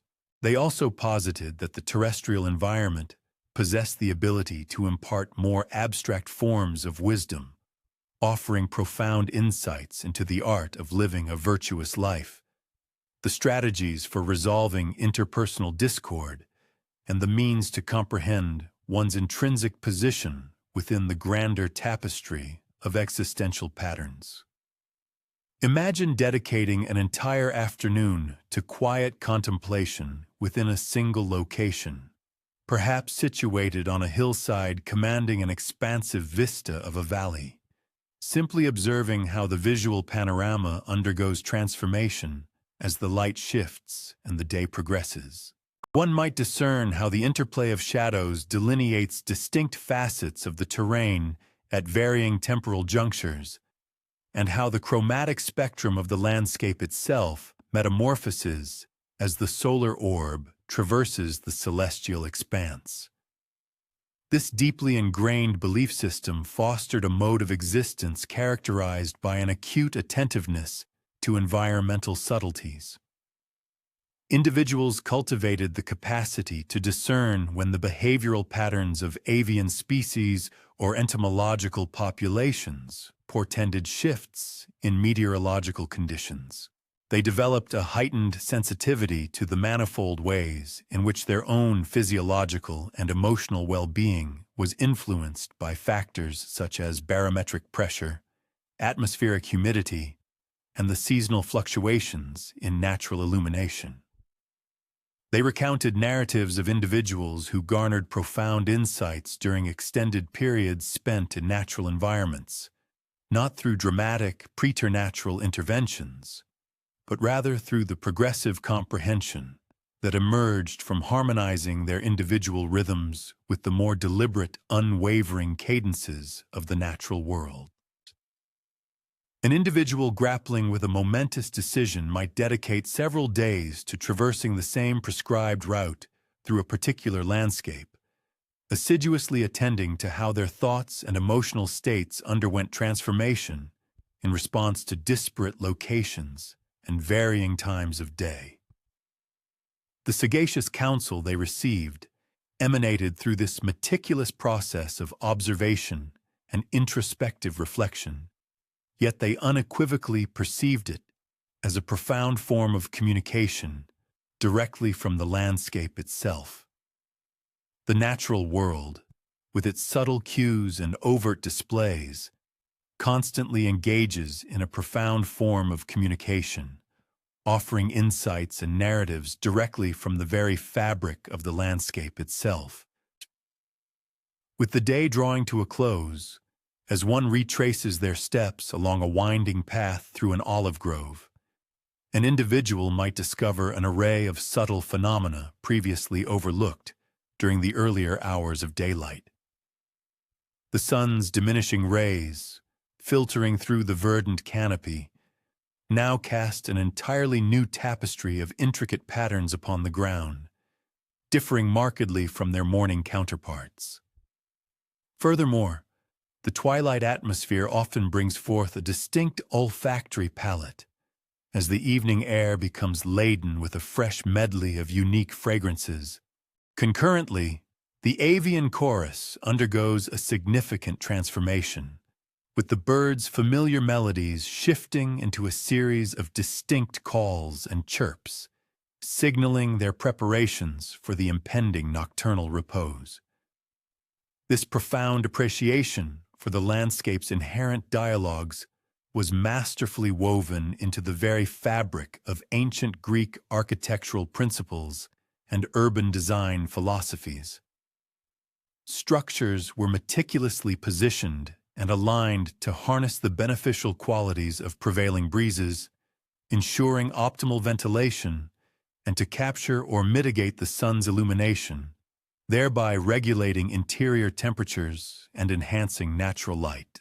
Similarly, communal gathering places and agoras were strategically situated in locales where the inherent acoustic properties and panoramic visual vistas naturally amplified and enriched the various civic, social, and cultural endeavors conducted within those designated areas. Beyond mere utilitarian functions, Hellenic gardens were meticulously conceived as sanctuaries, offering individuals dedicated spaces to sustain and deepen their ongoing communion with the natural realm. The deliberate and artful configuration of botanical elements, meandering pathways, and tranquil aquatic installations was consciously crafted to cultivate an environment conducive to profound, unhurried contemplation. This quiet, discerning observation, the Greeks firmly posited, served as a vital conduit to the attainment of profound wisdom and illuminating insight. For the ancient Greeks, these nuanced distinctions and shifting environmental qualities were perceived not merely as agreeable alterations or superficial diversions, but rather as integral components of the landscape's perpetual discourse, openly engaging with any individual prepared to lend an attentive ear and exercise diligent observation. It is conceivable that contemporary society could derive valuable lessons from this venerable custom, wherein the surrounding world was revered as an active, sagacious interlocutor, rather than being relegated to a mere picturesque setting for humanity's self-centered preoccupations. One might ponder the wealth of discoveries awaiting us if we were to reframe our routine peregrinations and outdoor engagements, transforming them into deliberate occasions for discerning the unspoken messages the landscape endeavors to impart. What profound truths might be revealed regarding the cyclical rhythms of the seasons, the intricate vitality of the ecosystem, or indeed, the fundamental interwoven patterns that unify all forms of existence. It was within this elevated domain that Hera, the venerable queen of the gods, dedicated substantial portions of her time, meticulously surveying the mortal realm unfolding beneath her. Her observations were imbued with an extraordinary degree of patient attentiveness, a quality often born from an abundance of time and a profound, intrinsic desire to comprehend the true operational mechanisms of the cosmos. Far from being merely the consort of Zeus, she held a formidable divine status in her own right, intrinsically linked with the sacred guardianship of familial bonds and the diligent upholding of societal equilibrium. Shifting our focus from the broad panorama of landscapes and their subtle articulations, let us now revisit a pivotal juncture. The instant when Echo's remarkable conversational prowess captured the notice of the Olympian deities. This narrative offers a compelling lens through which to examine the intricate and often fraught interconnections between the act of communication, the elusive nature of truth, and the unwavering demands of loyalty. Imagine oneself positioned on a resplendent marble terrace atop majestic Mount Olympus, gazing down upon the vast expanse of the mortal world unfurling beneath, appearing much like an intricately rendered cartographic representation. From such an exalted vantage point, one gains a unique apprehension of overarching patterns that remain entirely imperceptible from the terrestrial plane. The sinuous courses of rivers, for instance, are revealed as vital arteries connecting disparate geographical territories, while towering mountain ranges distinctly delineate inherent natural frontiers. Human habitations, in this panoramic view, are seen to coalesce purposefully around essential life-sustaining resources, such as freshwater springs and lush, productive valleys. In stark contrast to Hera's steadfast, distant surveillance of the earthly realm, Zeus maintained a markedly distinct engagement with the world of humanity. The king of the gods favored immediate and deeply personal intervention, often choosing to shed his divine form. He would frequently metamorphose into a myriad of guises, a formidable bull, an elegant swan, or even a radiant cascade of golden effulgence, to descend and engage directly with mortals, particularly with mortal women, often for amorous pursuits. From her commanding celestial outlook, Hera possessed the singular capacity to discern intricate behavioral dynamics and societal trends that often eluded the awareness of the very individuals participating in them. She meticulously noted the ebb and flow of marital harmony, identifying instances where unions flourished with robust vitality, and conversely, those that teetered on the precipice of dissolution. Her keen eye also took in the diverse methodologies communities employed to navigate internecine disputes and the exuberant manners in which they commemorated their triumphs.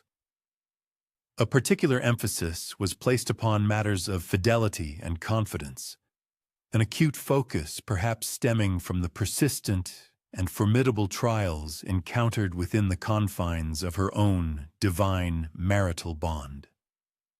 These frequent terrestrial excursions undertaken by Zeus invariably fomented a ceaseless undercurrent of friction and discord between the Olympian pair. Zeus, in his own reckoning, regarded these adventures as nothing more than spontaneous manifestations of his boundless inquisitiveness and potent life force. Hera, however, perceived them through an entirely different lens, interpreting them as profound breaches of their sacred marital vows and as potentially destabilizing forces threatening the very social order she tirelessly strove to uphold. The core of their disagreement transcended mere personal grievances. It represented a profound philosophical schism, a fundamental divergence in their understanding of the inherent duties and obligations concomitant with immense power and exalted station. Into this fraught divine marital saga, Echo, a vibrant nymph, inadvertently found herself entangled. Though in the nascent stages, she likely remained oblivious to the profound ramifications of her burgeoning involvement. Her existence was rooted in the untamed wilderness, precisely the sylvan realms and secluded glades where Zeus frequently sought to indulge his clandestine escapades. Possessing an inherently convivial disposition, she was naturally inclined to sociability and exhibited a strong protective instinct towards the community of fellow nymphs and mortal inhabitants who shared these pristine natural environments. Envision these recurring confrontations. Hera, the formidable queen, materializing within a secluded forest grove, her demeanor radiating the singular, resolute intensity of one meticulously tracking a quarry.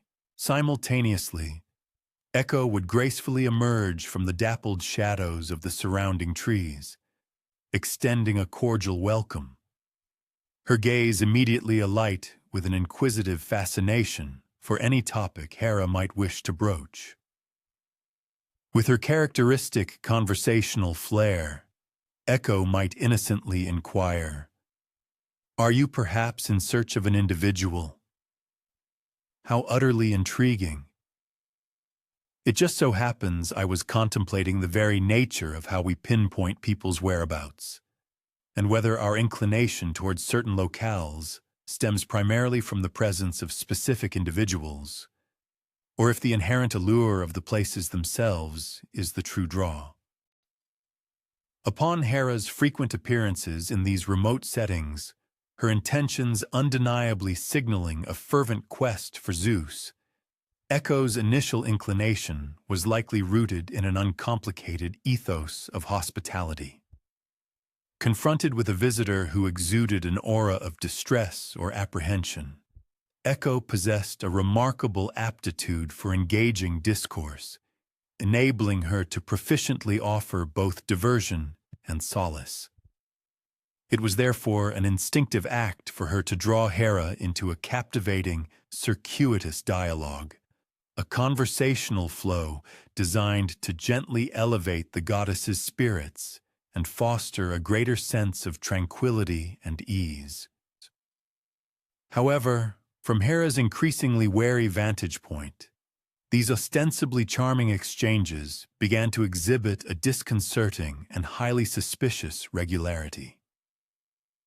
Invariably, whenever she embarked upon a resolute endeavor to pinpoint Zeus's location, she would inevitably cross paths with Echo.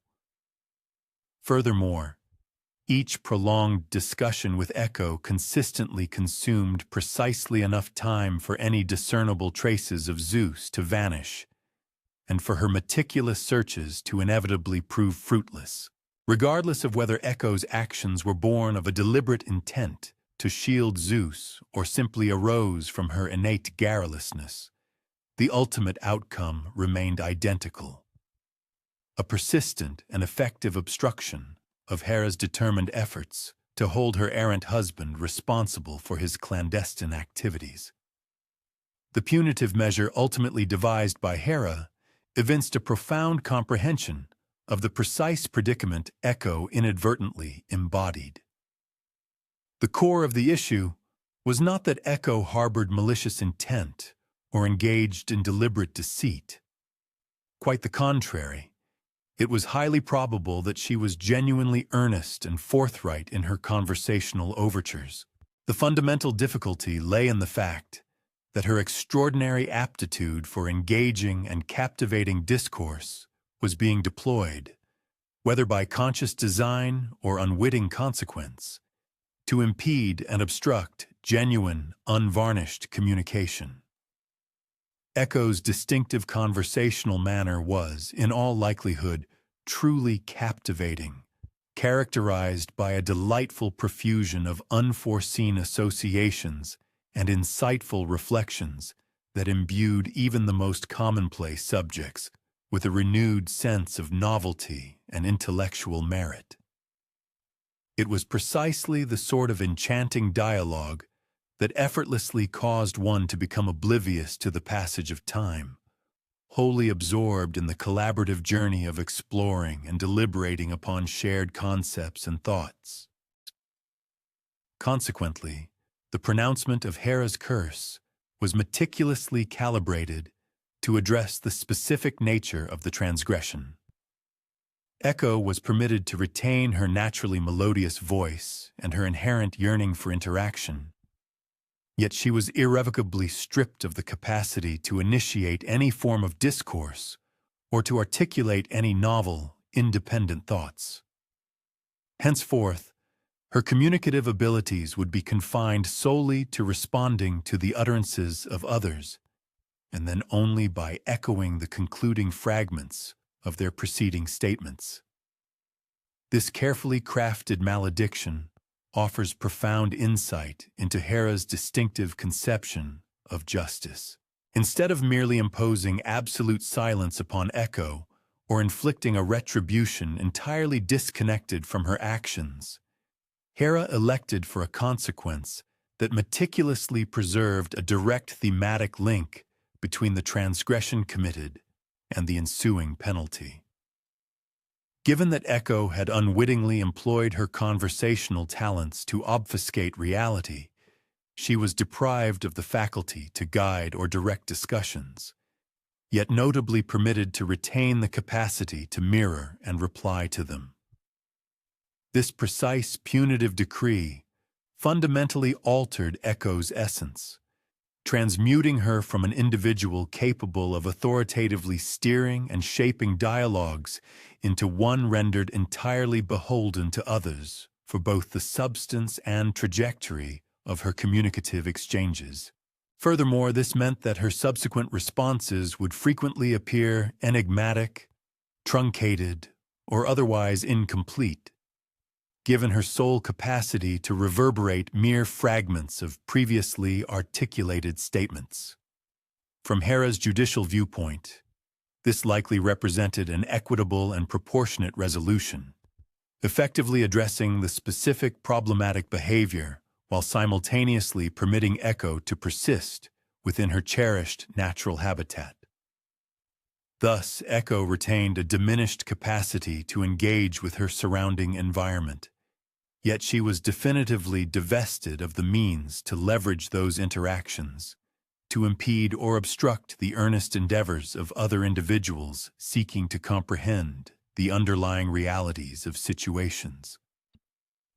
Nevertheless, the imposition of this punishment also underscored the inherent intricacy of adjudicating circumstances wherein individuals operate under a confluence of mixed motivations, or where ostensibly benevolent intentions inadvertently engender detrimental consequences.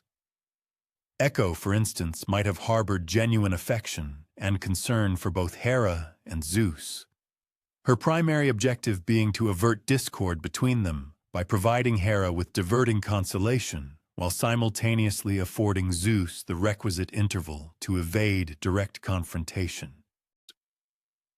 Through Echo's subjective lens, Her intercessions via conversation were likely perceived as acts of genuine peacemaking, a conscientious endeavor to assist all parties involved in circumventing distressing confrontations and preserving an overarching sense of equilibrium. It is plausible, however, that she had not thoroughly contemplated the critical insight that sidestepping challenging dialogues can, on occasion, exacerbate rather than ameliorate underlying issues, allowing them to fester and deepen. The narrative further illuminates a salient distinction concerning the disparate manners in which divine entities and mortal beings typically encounter and endure the repercussions of actions. For Hera, the meting out of Echo's punishment likely constituted a singular, relatively minor occurrence within the grander, unceasing struggle to uphold cosmic order and enforce accountability in a universe perpetually unsettled by her husband's ceaseless and disruptive escapades. The tale strongly implies that Hera possessed a profound understanding regarding the intrinsic linkage between effective communication and the pursuit of truth. It suggests that even dialogues initiated with the best of intentions, which nonetheless consistently serve to preclude individuals from confronting and resolving genuine difficulties, ultimately prove unhelpful, irrespective of their momentary pleasantness or transient solace. Conversely, for Echo, the imposed metamorphosis was absolute and irrevocably permanent, profoundly influencing every single interaction she would undertake for the entirety of her remaining lifespan. While the narrative does not unequivocally portray Hera as inherently cruel or fundamentally unjust, it powerfully underscores how actions perceived as entirely justifiable and rational from one particular viewpoint can, in stark contrast, precipitate profoundly devastating and enduring repercussions when experienced from an alternative perspective. The severe retribution may have imparted a profound lesson upon Echo regarding the critical distinction between discourse genuinely serving the needs of others and exchanges that, however charmingly, merely sidestepped uncomfortable realities. Yet this newfound understanding exacted a heavy toll, stripping her of the innate talent that had formed the very cornerstone of her being and her fundamental mode of engaging with the surrounding world. From this elevated marble esplanade, as one surveys the vast expanse where these epical sagas once unfolded, it is natural to contemplate the contemporary dialogues currently unfolding that involve analogous dilemmas. The delicate balance between benevolence and candor, between safeguarding individuals from harsh actualities and assisting them in confronting indispensable truths. Once the malady manifested, Echo was compelled to cultivate fundamentally different modalities for engaging with the communal fabric of her society. She was precluded from providing solace through expansive, meandering discourse or imparting insights that facilitated fresh perspectives on commonplace phenomena for her peers. Consequently, her quest for significance and interpersonal bonds necessitated a reliance upon meticulous attentiveness and deliberate empathetic rejoinders to the disclosures of her companions. The enduring challenge lies in reconciling the innate inclination to provide solace and diversion with the imperative to foster genuine dialogue, even when veracity presents an awkward reality for all parties implicated. Transitioning from these inquiries concerning veracity and discourse, the journey now concludes with an unhurried exploration of ancient Greek ideas concerning adolescent vitality and aesthetic perfection, examining the rationale behind their establishment of structured rituals for commemorating and safeguarding these ephemeral attributes. The observer is positioned within the central open-air quadrangle of a Hellenic gymnasium within the venerable city-state of Athens, likely during the epoch of the 5th century before the Common Era. The expanse of this facility proved more expansive than one might initially surmise. Far from being a mere solitary edifice, it comprised a comprehensive architectural ensemble featuring designated zones for physical exertion, elaborate ablution chambers, meticulously cultivated verdant spaces, and sheltered porticos where individuals could convene for intellectual discourse and pedagogical guidance. The auroral radiance permeates through venerable olive groves, strategically positioned along the quadrangle's periphery, interweaving dynamic tapestries of chiaroscuro across the luminous, unadorned lithic plains. One perceives the subdued symphony of communal readying for the day's endeavors. The gentle cascade of water into ablutionary vessels, the delicate abrasion as strigils underwent purification, and the hushed cadence of burgeoning discussions as the populace commenced their assembly for the day's scheduled pursuits. It was within these hallowed grounds that adolescent Hellenic males congregated, not solely for the rigorous conditioning of their physiques, but also to engage in what contemporary observers might term a veneration of youthful vigor and aesthetic perfection. Though the Hellenes themselves would have employed distinct nomenclature and comprehended the praxis through lenses that could prove astonishing to modern sensibilities. Indeed, the quotidian regimen enacted within the gymnasium unequivocally mirrored this profound philosophical apprehension. The youthful male participants would converge at the dawn of day and commence with a phase of meticulous readiness, imbued with an almost ceremonial fastidiousness in its intricate particulars. They would divest themselves of their quotidian garments and anoint their epidermal surfaces with unctuous olive oil, not driven by superficial self-admiration, but rather due to the oleaginous substance's efficacy in safeguarding against solar exposure and aeolian currents during their al fresco physical exertions. Upon encountering the phrase veneration of youthful vigor and aesthetic perfection, one might instinctively associate it with mere superficial self-admiration or trivial preoccupation with outward semblance. However, the Hellenic methodology proved considerably more intricate and, in numerous respects, eminently more pragmatic. They perceived corporeal attractiveness and adolescent exuberance as manifestations of more profound intrinsic attributes.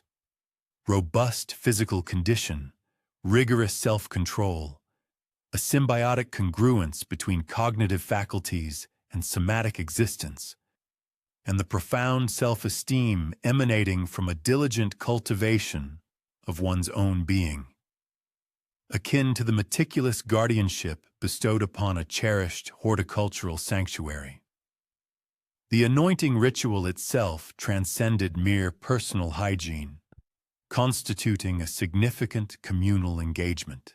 Companions would assist one another in accessing less accessible regions of the physique, and this collaborative undertaking furnished ample occasions for subdued discourse, encompassing anticipations for the forthcoming day, mutual apprehensions, or profound philosophical inquiries that had arisen since their previous encounter. Thus, the meticulous corporeal maintenance became intrinsically intertwined with the cultivation of affective and cognitive bonds.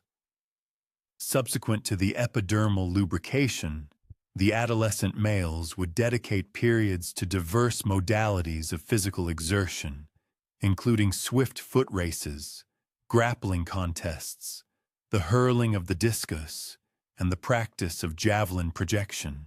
Crucially, however, these vigorous pursuits were not fundamentally predicated upon rivalry. Instead, The overarching objective lay in cultivating physiques distinguished by robustness, pliability, and aesthetic fluidity, thereby enabling their confident and effortless navigation through the broader terrestrial sphere. One might witness a particular cohort engaged in the art of discus projection within a secluded quadrant of the quadrangle. Their concentration was not primarily directed towards maximizing trajectory or achieving pinpoint precision, but rather upon the inherent aesthetic grace of the throwing kinetic sequence itself. This encompassed the somatic gyration, the fluid transference of mass from one pedal extremity to the other, and the seamless curvilinear trajectory of the upper limb as it relinquished its hold upon the circular implement. Every individual projection was succeeded by collegial deliberation and subtle refinement, emphasizing meticulous posture and synchronized cadence over quantifiable outcomes. This pronounced focus on fluid and elegant locomotion transcended the confines of structured physical regimens. The adolescent males would assiduously cultivate their gait, posture in repose, and upright stances, adopting manners that conveyed an aura of assurance and composed dignity. They assimilated the art of navigating interpersonal interactions with an identical meticulousness for aesthetic configuration and synchronized cadence as they applied to their athletic pursuits. The Hellenes held the conviction that an individual's corporeal deportment profoundly influenced their cognitive processes and affective states. An individual exhibiting elegant movement and heightened somatic consciousness was predisposed to greater cognitive lucidity and more magnanimous interpersonal engagement. Consequently, the rigorous cultivation of the body served as an indispensable bedrock for both intellectual maturation and ethical refinement. Subsequent to physical exertion commenced the intricate ablutionary ceremonies, which occupied a pivotal position within Hellenic conceptions of aesthetic perfection and personal well-being.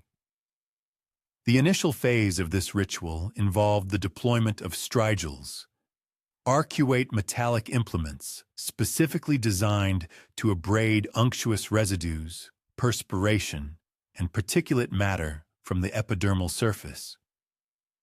This operation transcended mere utilitarian cleansing, constituting instead a sophisticated dermatological regimen that imparted a sensation of epidermal smoothness and vitality to the physique. The epidermal abrasion procedure was customarily executed in dyads or intimate collectives, wherein companions offered assistance in accessing regions of the body challenging to reach independently, thereby guaranteeing the comprehensive and delicate nature of the purification. Analogous to the anointing ritual, this practice fostered occasions for hushed discourse and reciprocal solicitude, thereby solidifying interpersonal affiliations. The culminating phase entailed the meticulous application of fragrant unguents and, on occasion, subtle cosmetic preparations. The intent was not to dissimulate or fundamentally alter one's outward semblance, but rather to accentuate and commemorate the inherent comeliness brought forth by rigorous physical activity and diligent ablution. The ultimate aspiration was to embody one's optimal self-presentation, projecting an image of robust health, vibrant energy, and conscientious maintenance. Subsequent to the thorough strigil purification, the ritual proceeded with immersion in waters of varying thermal degrees, initially warm, transitioning to cool, and occasionally culminating in a swift immersion within frigid currents, a practice that imparted a radiant luster and invigorated sensation to the epidermal layer. These thermal fluctuations were widely held to enhance sanguineous flow and fortify the organism's inherent capacity for acclimatization to fluctuating environmental exigencies. Yet, the veneration of youthful vitality and aesthetic perfection transcended the realm of these quotidian corporeal regimens.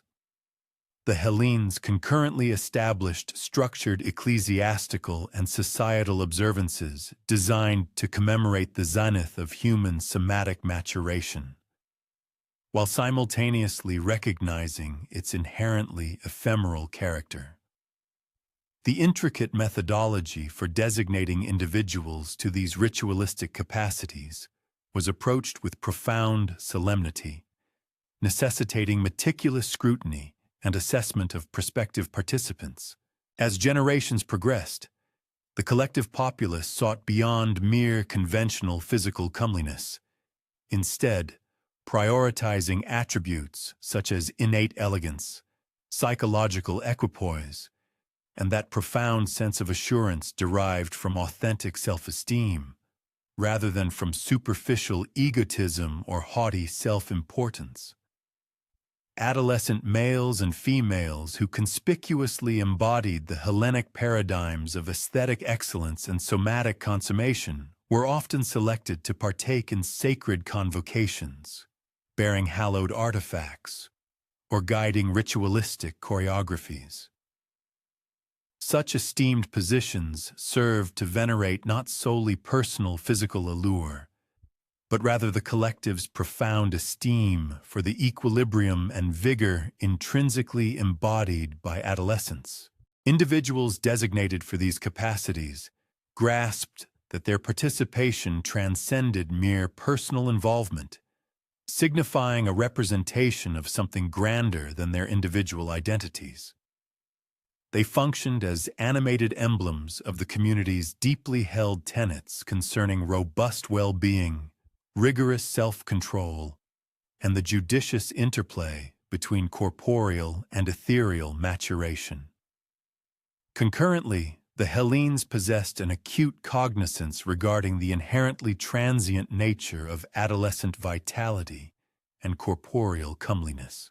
Consequently, their observances commemorating these attributes were invariably imbued with a recognition of temporal impermanence and the universal transformative power of chronological progression, whereby the objective was not to desperately cling to a youthful outward semblance, but rather to judiciously harness the vigor and self-assurance of adolescence in cultivating enduring virtues of moral fortitude and sagacious insight. This profound comprehension consequently engendered customs that contemporary observers might deem rather unexpected. Elderly males, who themselves had once been lauded for their aesthetic perfection and youthful vigor, received veneration for their instrumental function in instructing the younger generation on navigating the metamorphosis from a dependence on corporeal allure towards the cultivation of more profound wellsprings of self-assurance and societal utility. Their conviction posited that an individual who had acquired the discernment to value and diligently maintain their somatic being during the period of adolescence would be more adeptly equipped to discover avenues of contentment and self-esteem as their physique underwent inevitable chronological alterations. The rigorous self-control and meticulous health consciousness cultivated within the gymnasium environment would invariably prove beneficial across the entirety of their existence, notwithstanding the natural evolution of their outward semblance. Hellenic poetic verse and visual artistry originating from this epoch eloquently mirrored this intricate philosophical apprehension concerning aesthetic appeal and the natural progression of senescence. Instead of perpetuating the illusion of perpetual adolescence, Hellenic artisans extolled the distinct allure inherent in various phases of human existence, encompassing the vibrant dynamism of youth, the seasoned self-possession of maturity, and the venerable sagacity of advanced years. The gymnasium functioned as a quintessential locus where such cross-generational affiliations could organically flourish. More seasoned males would impart their accumulated expertise concerning physical conditioning methodologies, refined personal grooming rituals, and nuanced social competencies to their younger counterparts.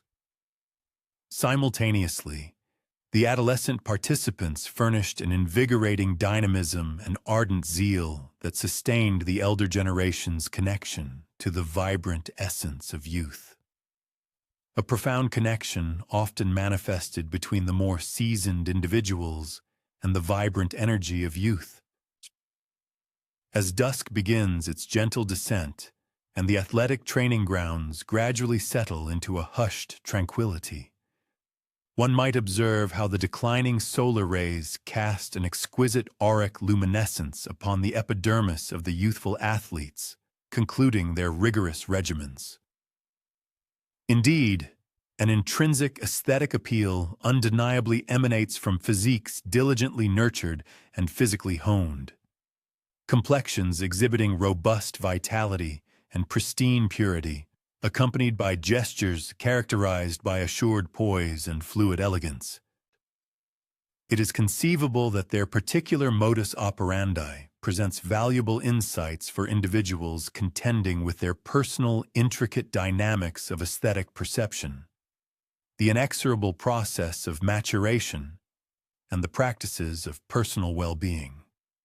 Rather than perceiving the bloom of youth and physical comeliness as fleeting attributes to be clutched with fervent desperation, one could conceptualize them as precious endowments to be savored completely during their ephemeral presence, and furthermore, as fundamental cornerstones upon which to cultivate the unwavering self-discipline and profound self-esteem that can steadfastly accompany one through the expansive odyssey of a fully realized existence.